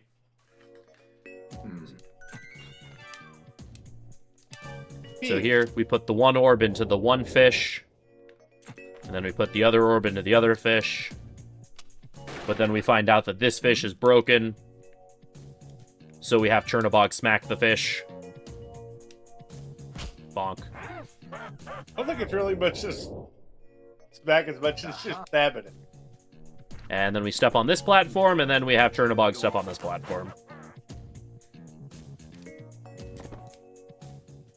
And that opens the gate to the dungeon. Worth noting, I use the return to Raidou option instead of talking to Raidou there, because it skips an animation of the demon being like, "Hey, didn't I do such a good job, Raidou?" Yeah. So this dungeon is just the other side of the shipyard from before, and there's another Ipondachara. I wonder if that means anything. Let's go. But we have a bunch more nether gates here. So they patched it out, and thankfully, but used to, right after a nether gate, you would have to hide your demons, because they would go and attack the other demons and waste your mag. Oh, yeah. They patched that to where it doesn't happen anymore. Yeah, thankfully. That was like my one complaint about running this game, and they fixed it. Yeah, they also, like, nerfed the heck out of the Misaguchi fight, thankfully, because that fight used to be really awful. They also nerfed the Beyblade fight, too. Oh, yeah, true. I can't think of his name right now. Ichimoku. That's the bad thing about S&P games. I can never remember the name. So it's Beyblade. It's Birdman, because that's what the other boss was named. It's the Bros. The I'm gonna do this for the meter. Oops, escape, please. All right. So here we see that one dude who knows physical. Except as it turns out in this game, he is that fraud who is weak to physical. Yeah. Ara Habaki, more like Ara Fraud Baki.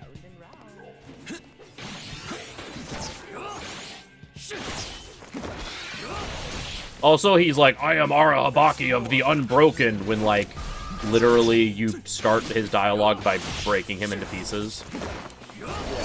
Nice flying across the room there, Raidou. That was really cool. Sometimes the auto-targeting in this game has a moment.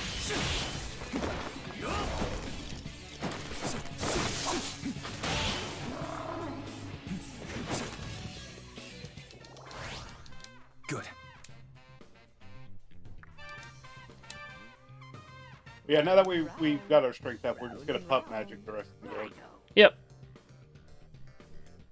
Makes our signs do more damage and also increases our demon's proficiency with magic as well. Frost sign. Oh, it's a defile or tainted gate. Well, maybe we can ask an Ipondachara to help us. Oh, he's back. Come. I hear they like walls.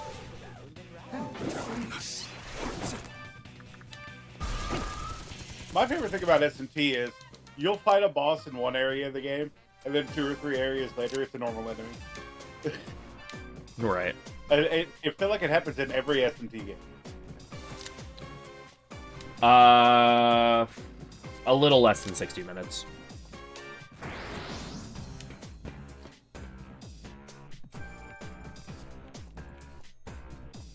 Even for the hiccup, you're still doing really good on time. Yeah, we'll still be underestimate by a healthy amount.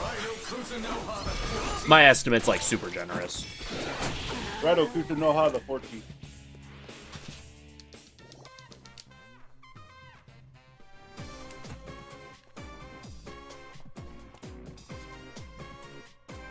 I feel like those stairs are just hard to get on. Yeah, they're kind of weird. I also forgot which way I was going, which didn't help either. I wasn't going to say anything.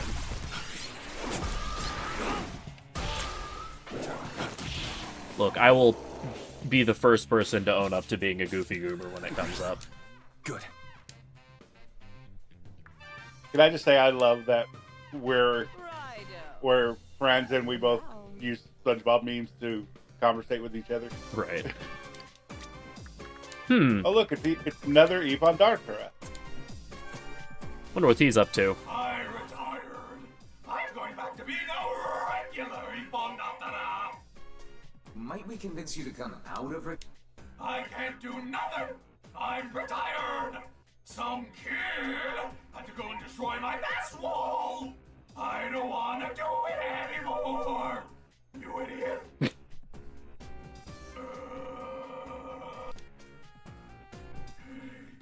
You! It's you! You're that green pumpkin! You can rot in a ditch! I see. So you want me to build a wall, huh? A dangerous wall that smashes, crushes, makes flat. Human pancake. I want butter. I want syrup. Sorry to interrupt you. We'd like a wall destroyed. Serves you right. You lost to the wall. You are the creamiest of pups. Cream pumpkin. Your family is cream puff. Friends, best friends, girlfriend, cat. All cream puffs. Yes, fine, we're cream puffs. Will you do the job, though? Or is it too much for you to handle? You dumbass! Want me to kill you for real? No, is too great for me! Lead the goddamn way! What the hell? This is the wall that you lost to? You should just go back to school, kid! No need for the... Okay, yay, yay! Destroy the wall!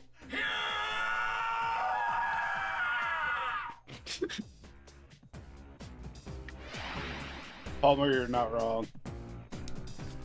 How about that? I'm still the wall boss. I love walls! I pray Ran there away won't be any screaming. more of these walls. I like how Goto talks to Ivan Datra about attitude, but it's the sassiest character in any game. Right. Oh, we got our daily dose of Ivan Datra. The lore explanation in universe is that he's an undead demon, and all of them are, because they're undead, their brains are rotted.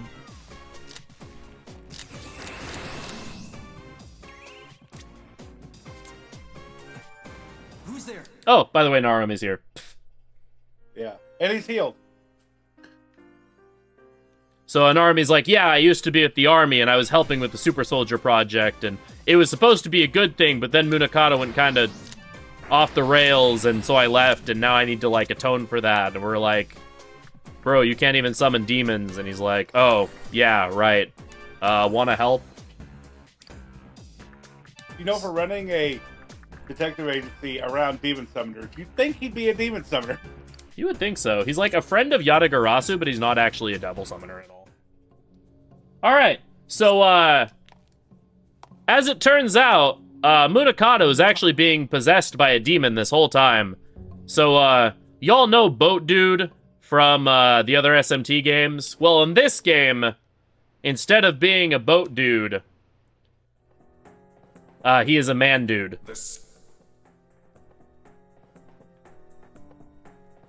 Yeah, Sakuna Hikona just lives in the mouth. Round and round. Let's go. I need to order the second Tarkaja. Yeah.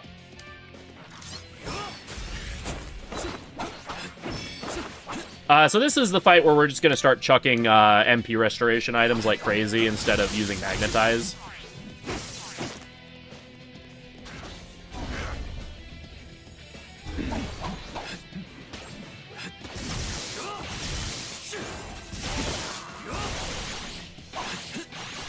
Yes. Yeah, Sakona Hakona is also Naoto Shiragane's persona in P4. Will not fall. I did not put that together. No, this boss can do some pretty nasty stuff if it gets to his DM phase. It can actually kill your Cybele. Yeah, so he inflicts a unique status to your demon called Tube, where he tells your demons to get into the tube and they get stuck in the tube forever. So, it's actually not forever in this version. It's for, like, I think 40 seconds, which is an eternity in this game's time. And there Yeah, goes Boat 40 Dude. seconds. We got to skip that phase entirely. In the original, if he tubed your demons, they were tubed for the rest of the fight. And the original is very clunky and hard to control. And so it could very easily turn into a 1v1 of Raidou versus Boat Dude. Because he just tubed all of your demons. And I think if your demons get tubed, they miss out on experience. It just means they're locked in the tube. Like, you just can't summon them anymore. But do they miss out on experience at the end of the fight? I don't remember. I don't think so. I think it's just they're just not allowed to be summoned. Oh, yeah, so, okay. although we beat up Boat Dude, we didn't actually stop the whole plot thing. And so, now there's a Gundam lighting Tokyo on fire. Literally burning Gundam. As it turns out, the Super Soldier Project was actually a front to create a giant robot to blow everything up. Now we get to go to my favorite mission. So, our job as Raidou Kuzunoha is to protect the capital, and it's kind of hard to protect the capital when, there's a giant robot burning it down. So, we remember that the, satellite, that the robot's being controlled by a satellite in space. And so we go to the amazing science lab where the crazy scientist with a rocket is, and ask him if we can use his rocket to go to space to blow up the satellite. This is also a very short chapter. And so he's like, I could, but I don't actually, like... There's no way we could actually hit the satellite. I don't know its specifications or all this random stuff about it.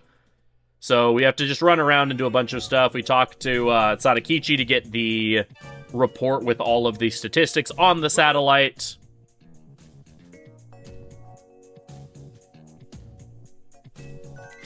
And now we take it back to the amazing science lab. Yeah, and burning he's like, Gundam is using Shining Finger over and over and over again. And he's like, well, I mean, sure, but I don't actually know how to solve the equation for how to launch the thing. And so we're like, oh, well, Victor's really smart. He knows how to solve equations. And he's like, well, actually, I don't have enough time to figure this out, but if we had a super advanced supercomputer, then maybe we could have them, like, solve the equation really quick.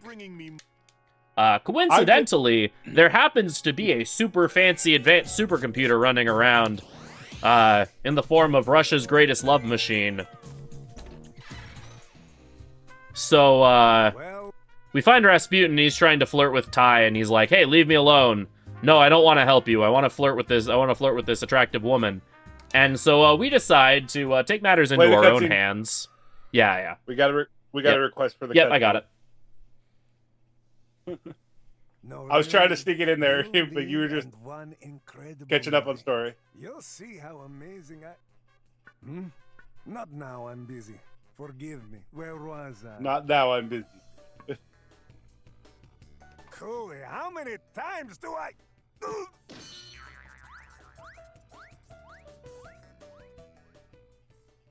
I forgot about this shake on the way down. Yeah. Spectacular! It's like in my dreams. Hey, what the devil? So, to make sure that we have a captive audience, You mean to tell we removed Rasputin's head from his body. Or Victor did. So, Rasputin does the calculations for how to get the satellite to, or how to get the rocket to the satellite. And, now we take this information to the science lab, but we're like, yeah, you're kind of, humans kind of can't breathe in space, so you should probably send a demon to do it. And Goto's like, yeah, I should probably go with the demon to make sure everything's okay. So we're sending our cat and our mushroom into space. No, that's fine. Just go with it. To destroy the satellite that's controlling the giant robot that's trying to burn the city to the ground. You know, that is a very 1930s looking rock. Also, everyone salute as we send our cat into space. 07.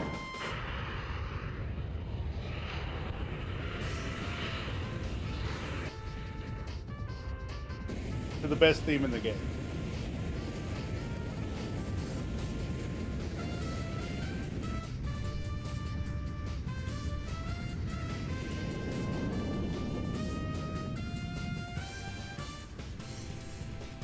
And Raidou's not even sad that he lost his cat. He's like, what is happening? He's just like, yep, this is happening. Raidou, we should just do all cutscenes for sometime. Yeah. Be a good incentive.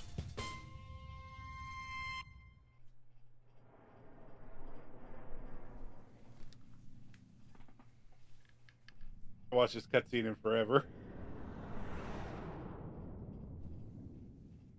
I feel like Raidou is one of those games that would translate very well to a movie.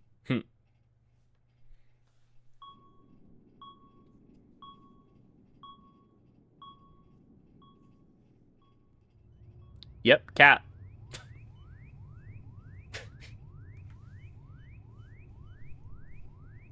Catstronaut. I would trust a cat to captain a ship. Meow. Boop.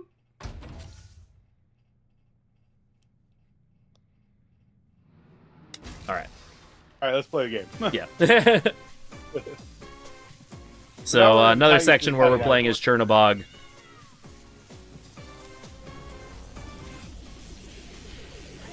We're gonna have the minions chasing us while we stab the orb. Poke, poke, poke, poke.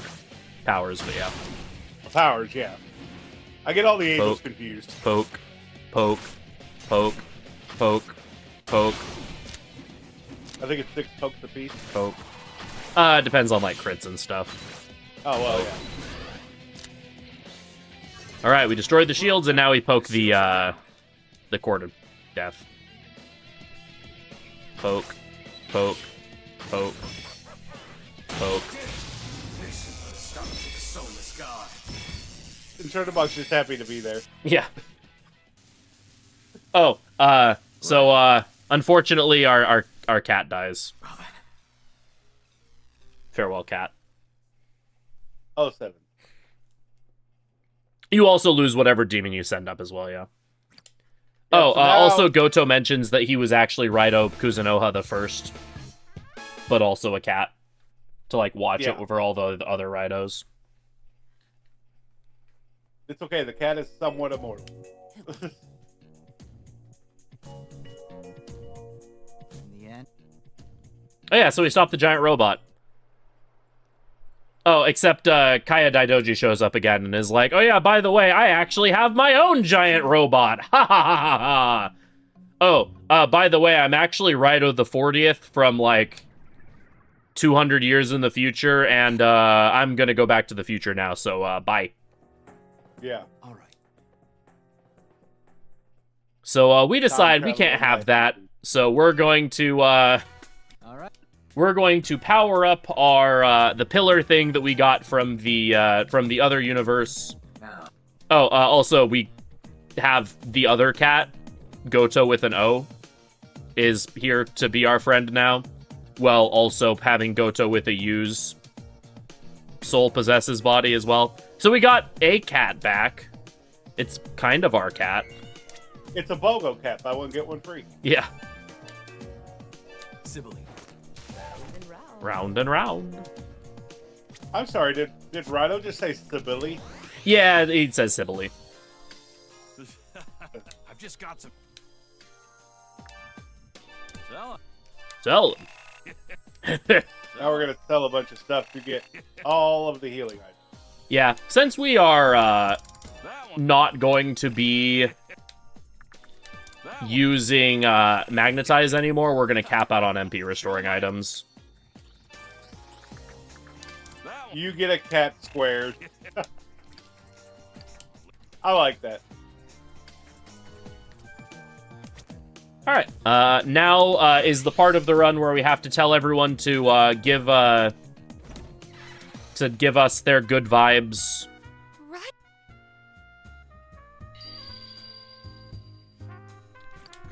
So it's mentioned in a little bit that basically in the future, because of things, that Raidos don't last very long.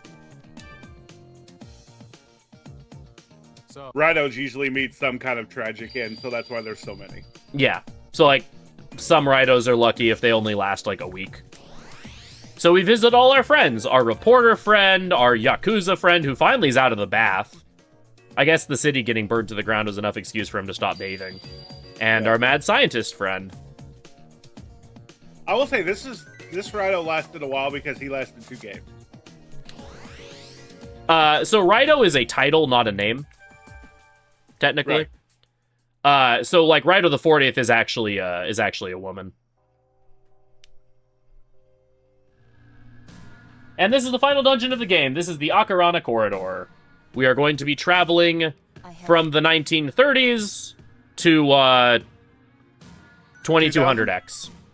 Oh yeah, we're Mega Maning it. Yep.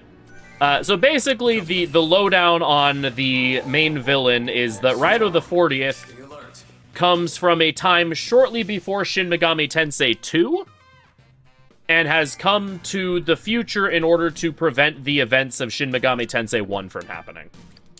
Yeah. For those who are not familiar with the Shin Megami Tensei series, in SMT1, the entire world gets destroyed by a nuclear bombing. And then, basically, humanity is just kind of... Isn't that not the Chaos ending?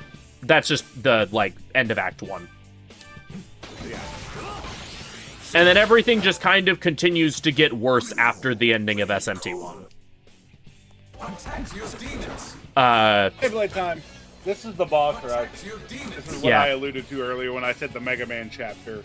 We're gonna fight every boss in the game throughout time. We're gonna fight a lot of them.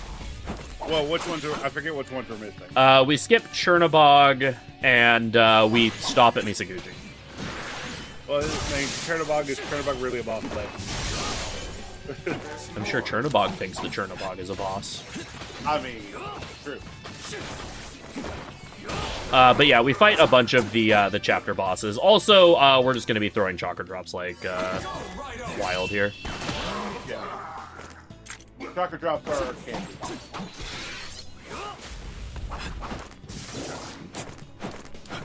Unfortunately, Ichimokurin still sucks. And likes to waste time with his spin. This is also going to be the one boss that we don't use Spirit Slash on just because it's not worth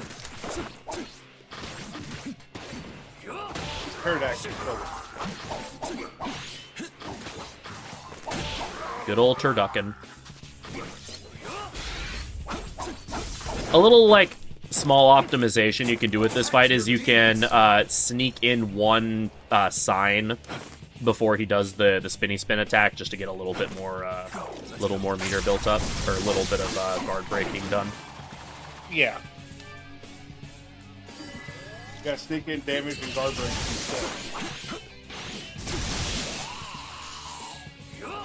Good fight. Yeah, so Raidou the 40th is trying to prevent SMT1 from happening and thus save their future. However, the reason that we're trying to fight them is because their idea of trying to save the future is by murdering everyone in the past, so... An eye for an eye.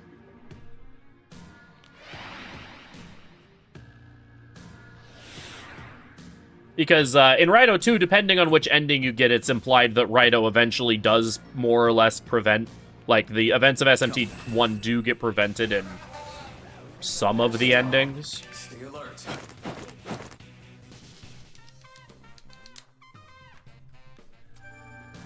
But it's without, you know, killing a ton of people in the process. So now we're going to go up and head to the 1970s. Good years. Let's go. And oh, I already have we're going to fight our next one, Stay alert. which is Red Cape. Or... Yeah, Red Cape. I forget names. It's okay. Red Cape it is. Yeah, that's the technical. The boss name is just Red Cape. So yeah. By power. So when we're in battle, we'll use chakra drops to heal. Chakra drops restore all of your mag. Chakra chips restore a quarter of it. So out of battle, we'll use chakra chips to fill up our magnetite between fights, and then once we're in battle, we will use the actual chakra drops to get all of our mag back. Yeah.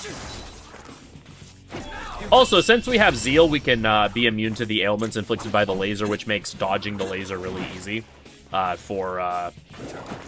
this is the DM I was talking about before that we wanted to avoid in his first fight. Can't really do that in the refight, unfortunately, because he just does it.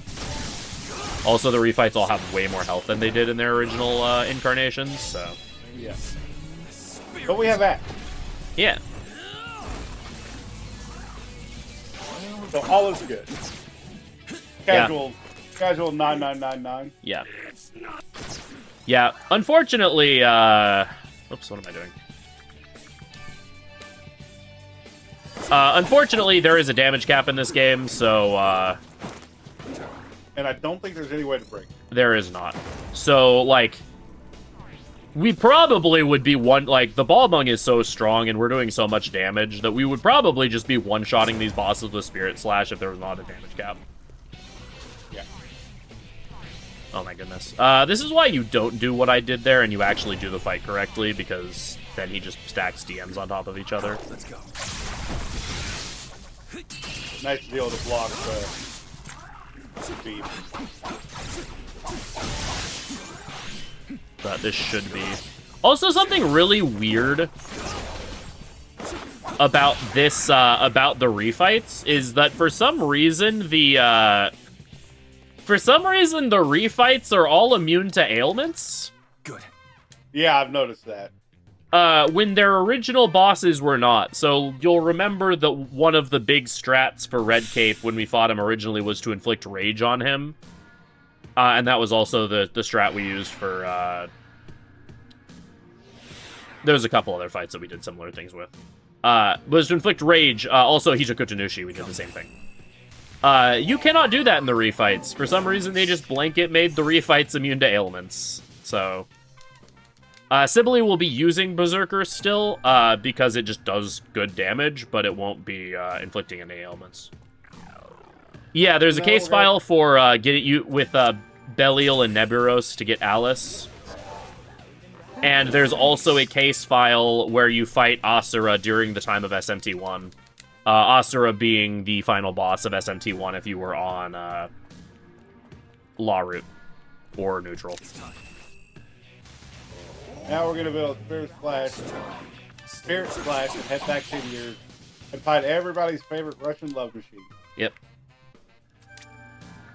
Which, thankfully, Refight Sputin is a pretty easy boss. I'm sorry, did you just call him Refight Sputin? Yep.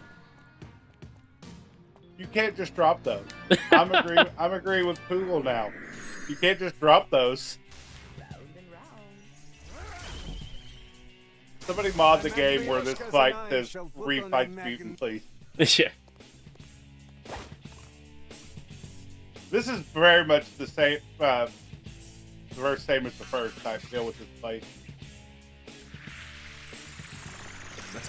So it's one of those things where we agree with the goals of Raidou the 40th, but we disagree with their methodology.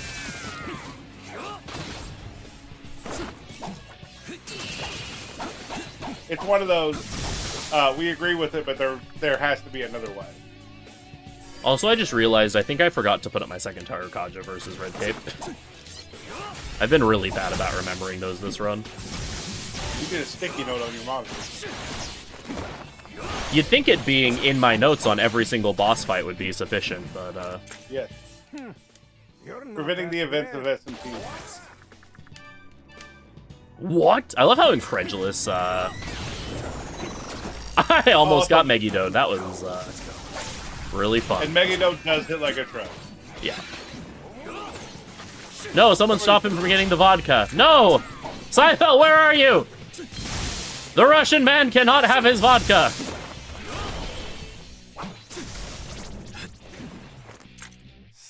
Well, There's more. Yep, there is more.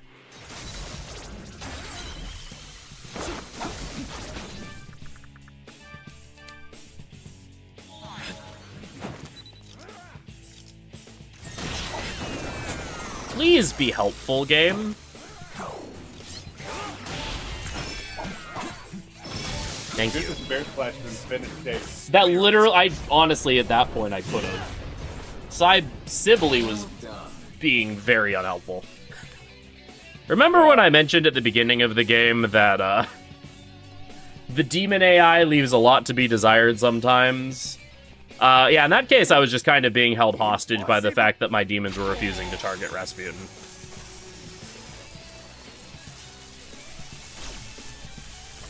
It's okay, refight Sputin is real, it can't hurt you. Right.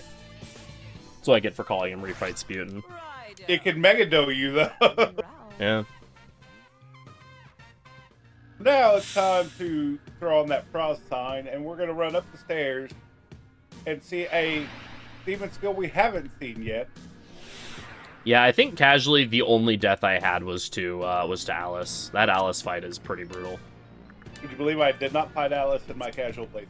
I would believe that, considering you have to have Belial in order to do the fight, and Belial is stupidly high-leveled. I just need to sit down with a guide and do a 100% playthrough of this. Yeah, exactly. It's not don't prevent the world from being destroyed, it's, you know, prevent the world from being destroyed without also just killing everyone in the process.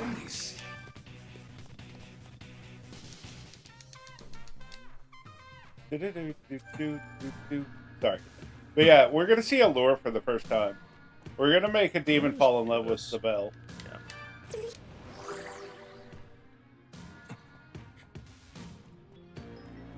A tomato. The games are very interchangeable with how demons are pronounced.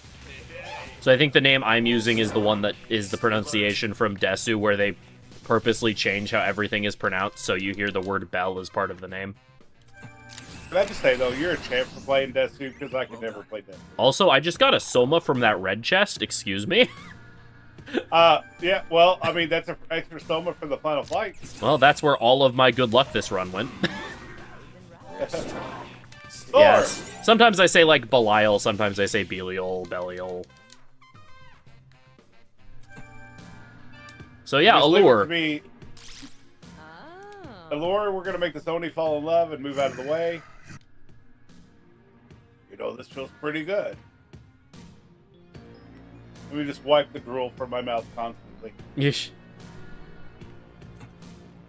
Still move, and now we get Wait, to go to 2020. Hello, Orochi.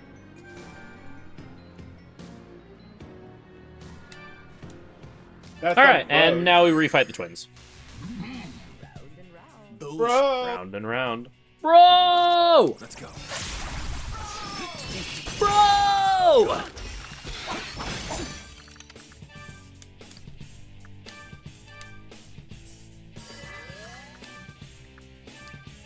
Hey, I remember the Tarakaja that time. Bro! Why is Bro pulling that cheese grater? It does look like a cheese grater. It totally does. That's so funny. Bro! I just now saw... I saw it and I was like, that's a darn cheese grater. You just call Enough, Rita? I mean, truly we know that the correct answer is Uncle Red.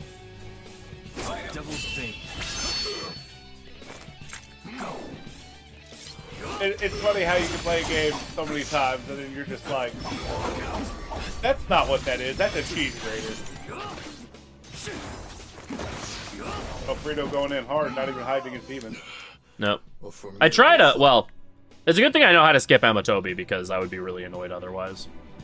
Yeah. Because, once again, my demons were not feeling very cooperative there. Bro. I'm gonna have to really work on this skip. Thankfully, it's actually, like, not that hard. Let's go. Say that. Defense is lacking. Your defense is lacking. You're a cat. And you're dead. Wait. You're two cats. You are two cats. I forget who said it, but it's Cat Square. Bro! Brother! Oops. Now we're Oh in my the goodness, fusion the dance. menu lag, please. We're in the fusion ha part of the fight. Protect your demons.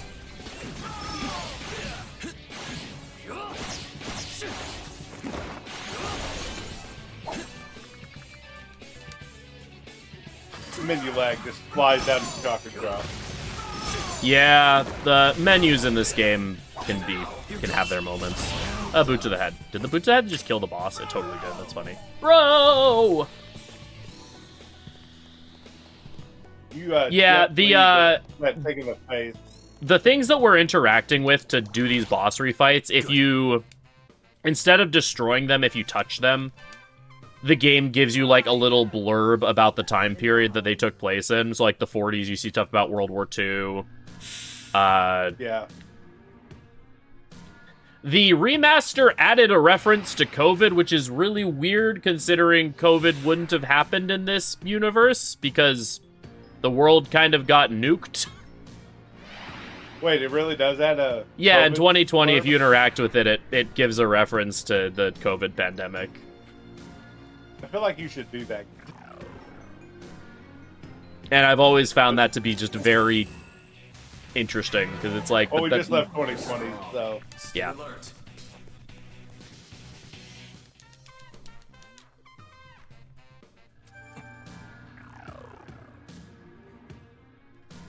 There's different things. I think, like, the 60s, it, like, has a snippet from, like, the I Have a Dream speech. Stuff like that. Stay alert.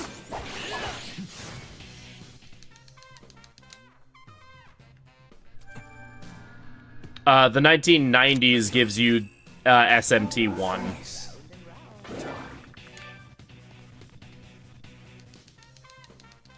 Yeah, it's pretty cool how this is its own game, but you're trying to prevent the end of another game happening.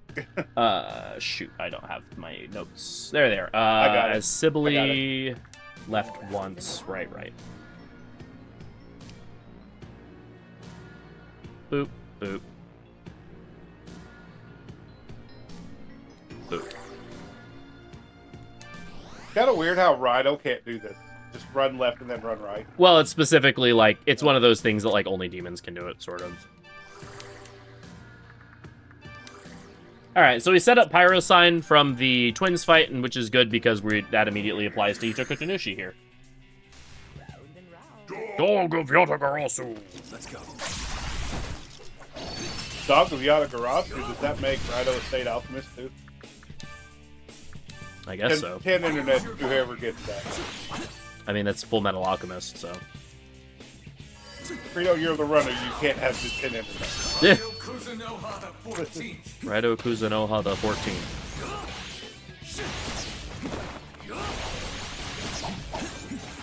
This fight's actually, I feel like easier than the actual boss fight. It is and it isn't.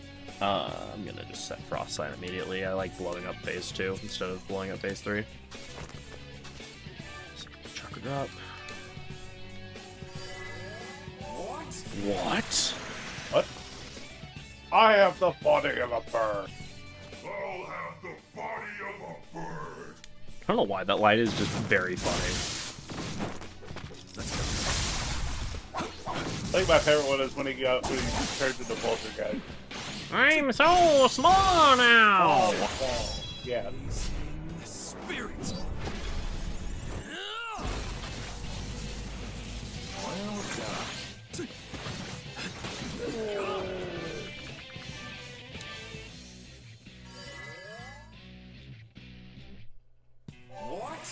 What? Huh? I have the body of a beast now? Beast now.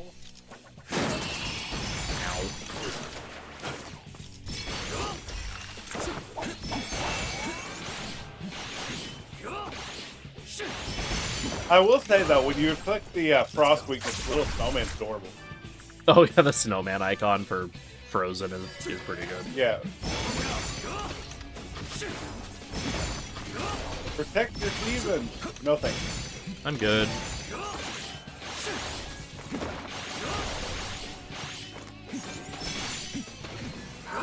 Oh, sad woo noises.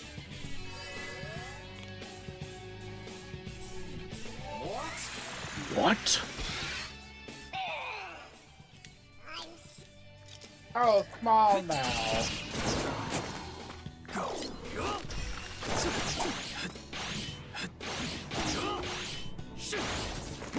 I also feel like this boss rush is very much panic. Yeah, a little bit. Like, I get the concept behind it. Like, you know, you're traveling through time, so it makes sense. You're fighting your enemies over time.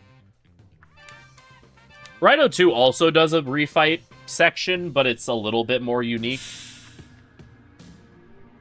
The party demons hit 0. The demon dies and you have to revive them and summon them back. Yeah. Which I don't even know if we have revival at this point.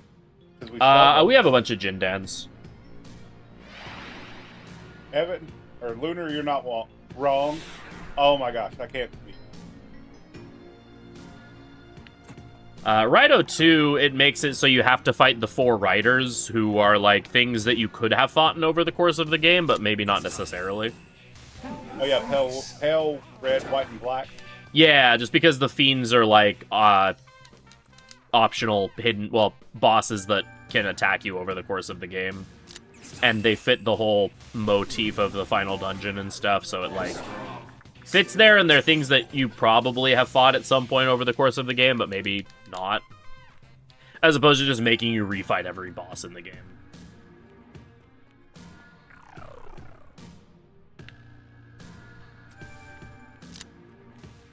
Now we're gonna head to the 2010. I do appreciate that Thor shows up right at the entrance to the SMT one time, though. I appreciate that. Is a nice touch.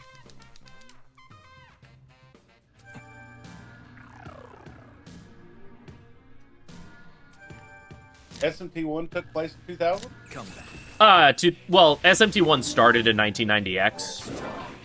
And then you go to sleep for 30, and then you get sent into the Diamond Realm for 30 years. Apparently I need to play more SMT1. So, yeah, SMT1 normally takes place in, like, 2030 or something. Late 2020s or early 2030s. Okay, this one is left twice. 1, 2, and then Sibley come back. Oops, I turned on the lights on my controller. That's gross. Oh. I hit the star button and turned the lights on my controller. Oh, so Frito is adjusting to a new controller, so... Yeah, I'm using this 8-bit Do Xbox controller. That's really nice, except it has lights on it, and I think lights on controllers are really stupid. Thankfully, it has the option to turn them off, but the button to turn them on and off is, like, really close to the start button. I have the same one, but it's Black Myth we call it. Alright, and now we fight Misaguchi again, and he has millions and millions of hit points, and... Except, like, not literally millions, but he has so much health. So much so we kick him in the face. Hey, guess who forgot to order Tarakaja again? Guess who forgot to tell you to order Tarakaja again? I was wondering why I was, like, randomly did, like, 400 less damage to during that Devil's Bane counter. Like, oh, that was my weird. new keyboard is Rainbow as well. Yeah, we need to get shirts made that says Command Tarakaja and both wear them when we do runs of this game. So for this boss, we just do Devil's Bane literally whenever, because he has so much health that dealing quad 9s to him, only did like that chunk of HP to him. Yeah, we want to keep the damage flowing as much as possible. So we just use it literally whenever we have it, because the quad 9s is not all that much. So this is his other move he has. It's called Charm Bolt. It inflicts charm, and it's electric element.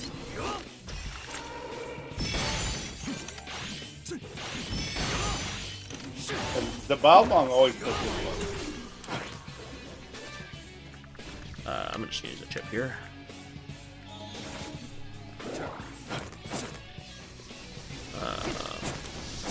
Oh. I wasn't even trying to dodge it. Cursed Emission, just for whatever reason, is just the easiest attack ever to Get counter. double bait off of. Yeah. Oh no, it's pink lightning bolt. I love how we touted Cursed Emission is the easiest thing to dodge, and then you got hit by a Cursed Emission. Yeah, that was kind of weird. It happens all the time. You're like, oh, this That is was because really I was easy to dodge. mid-animation, but Yeah. there were some things happening there, and I was just very confused. So one thing we didn't talk about this fight that he also does when he gets low on HP is that he summons some Hirikos that will cast Diorama on him, and they heal him for like 2,000 HP each or something. It's really annoying.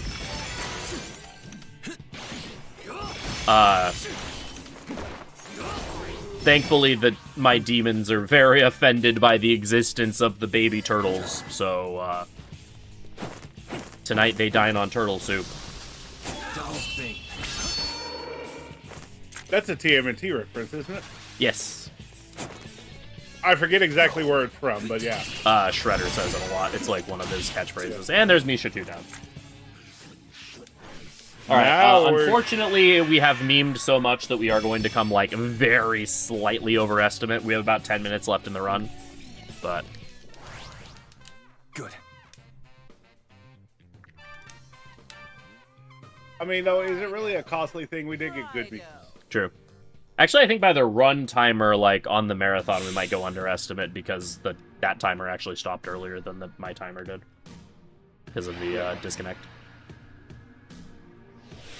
I can tell you where you're at on the run timer. It's fine. Oh, Ippon was very worth it. 0 regrets. Yeah, Ippon Datra is always worth it.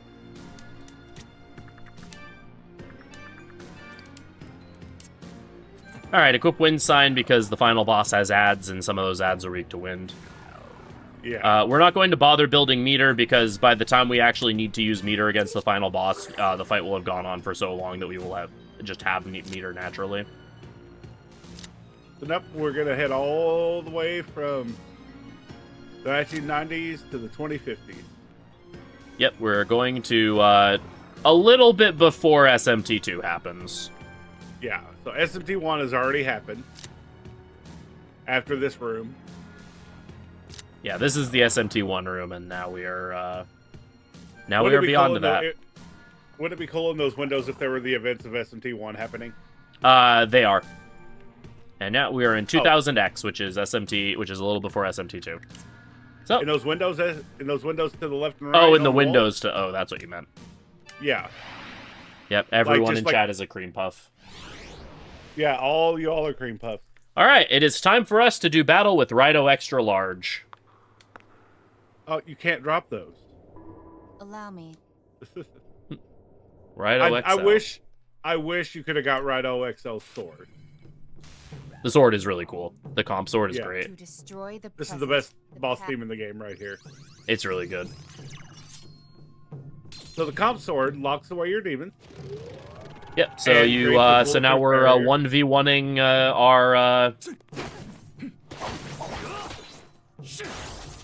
sort of our spiritual descendant, not our actual literal descendant. Yeah, we're looking for a lot of devil's veins here. Yeah. So she'll just randomly decide to throw out like a dual attack. When she opts to do it is sort of random, and so I'm just gonna like spam heavy attacks until she decides to do it, and then we just Devil's Bane her. Yeah, yeah, XL is it's 40 needed in to the advance numerals. plot. It's needed. These Devil's Veins are needed to advance the plot. They're not necessary. You can beat her without them, but they do 1600 damage compared to the like 200 we're doing with our regular attacks. So you get lore. Yeah, she tells you about the future where, like, Raidou is basically someone who's just sent to die, and that's why she's the 40th when she's only, like, 100 years later. And then we win. We deal enough damage that we get our demons back, and the the 1v1 starts to go a little different. Chickstick Giant. It's Raidou XLR. I love that. So she summons her giant battleship, and now we're going to be fighting a battleship. I am the Yeah. A Megas XLR reference was not on my bingo card today. I dig it. Whoops. Sure to Now we're going to use heavy attack and a lot of wind sign. Yep, Good these Terracotta. Rakshasas are weak to wind. I also think the snake ladies are weak to wind. The Liliths are weak to ice. I will be swapping my sign to frost sign once. Okay. Let's go. Once these Rakshasas are dead, because with the Arahabakis, I will have just enough time to get my for the bridge charge.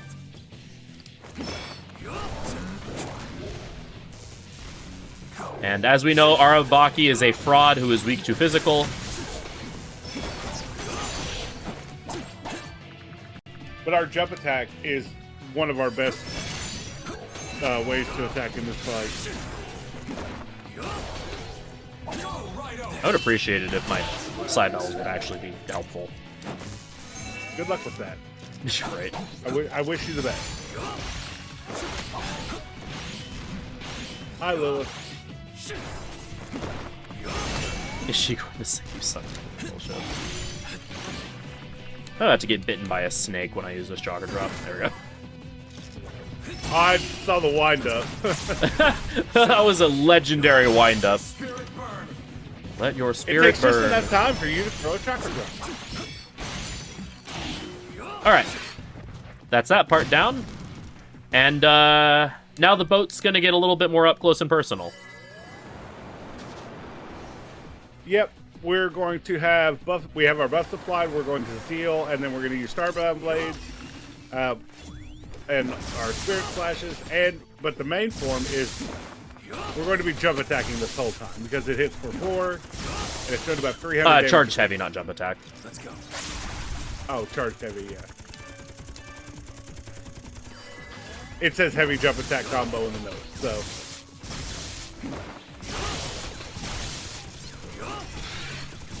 The Cybels are trying.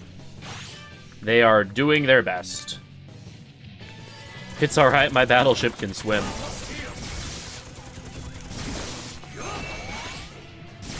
The one cycle?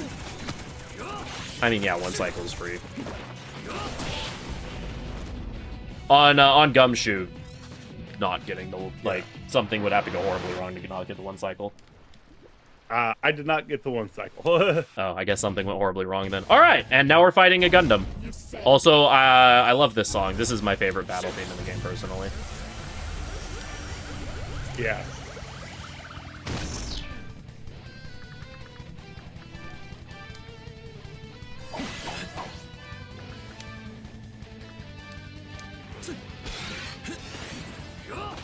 Order the second Tarakaja.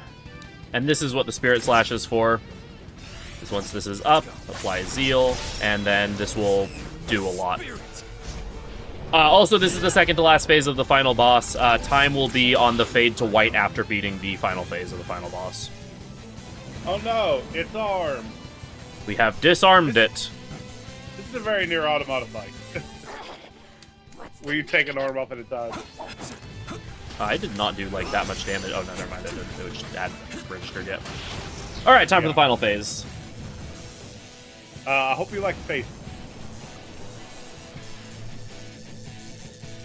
This is very much the most hype moment in the game. Is the final phase. Yep, it is a theme in the Raidou games that the final phase of the final boss has you wailing on some giant eldritch monstrosity while the Raidou theme plays in the background. So, behold. I assume that happened in Raidou 2 as well? Yep. The demon once told me. A demon once told me.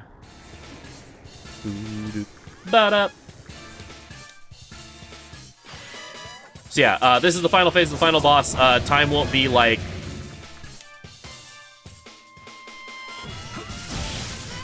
Oh, my side bell died. That's unfortunate.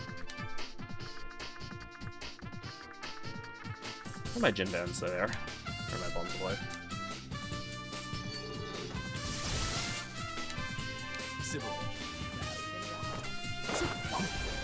A demon once told me, round and round.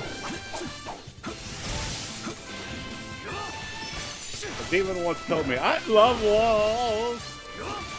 I love walls. If we can take away anything from this game, it's that. Let's go.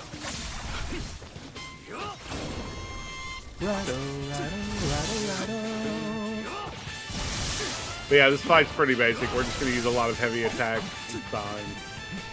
Starbomb Blade is our friend. Get ready on time. Yeah. We got to have our final boss conversation. My duty is to protect the people. And time. GG. Hey, I went underestimate. Big GG. Capital GG. Woohoo! Now we're going to fall through time.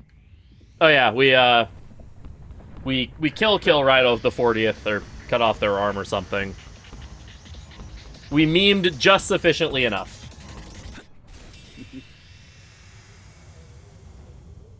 So now Kana is back to normal. Yep, Kaya's back to Right. normal. We return to our time, and everything's all hunky-dory.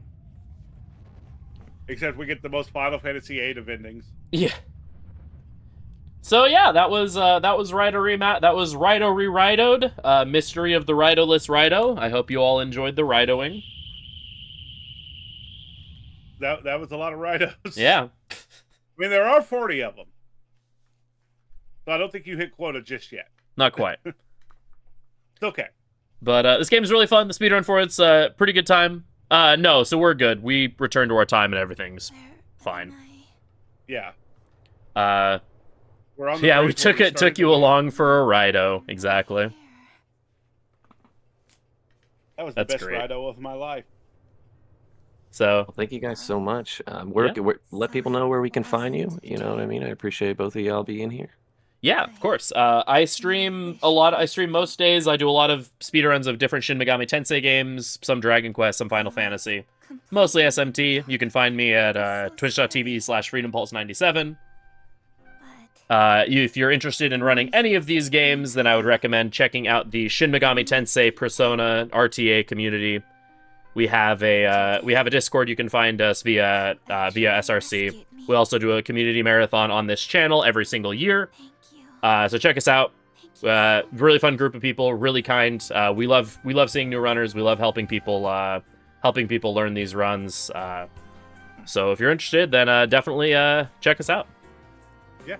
Shoutouts to Zero, my commentator, for the help with this. This run is very difficult to commentate solo because of just how much stuff is going on. So I really appreciate him being here. And When are you going to change your name to Freedom Puff 97? Freedom Puff, right? But yeah, I also run this game. We actually both hold world records in console. He held PC, I hold console. I'm a new SMT runner, so. But I also do a lot of Mega Man and Parasite Eve and stuff like that. Yeah, and that'll be it from us, though. Thank you all for watching. Be sure to stick around. There's a lot of amazing games to come, including some. Definitely look out for tomorrow night / Wednesday morning, depending on your time zone, because another awesome member of the community, John Perry, will be doing Shin Megami Tensei 4 Apocalypse. And that is a run you don't want to miss. It's a really cool run, very explosive. Very good run. I will be commentating some of it. The run starts at like midnight my time, so I'll be around for some of it. So I hope you haven't gotten sick of me between this FF10 and that. But stick around for that. It'll be a great run. Stick around for the rest of the marathon as well. We have some amazing runs coming up.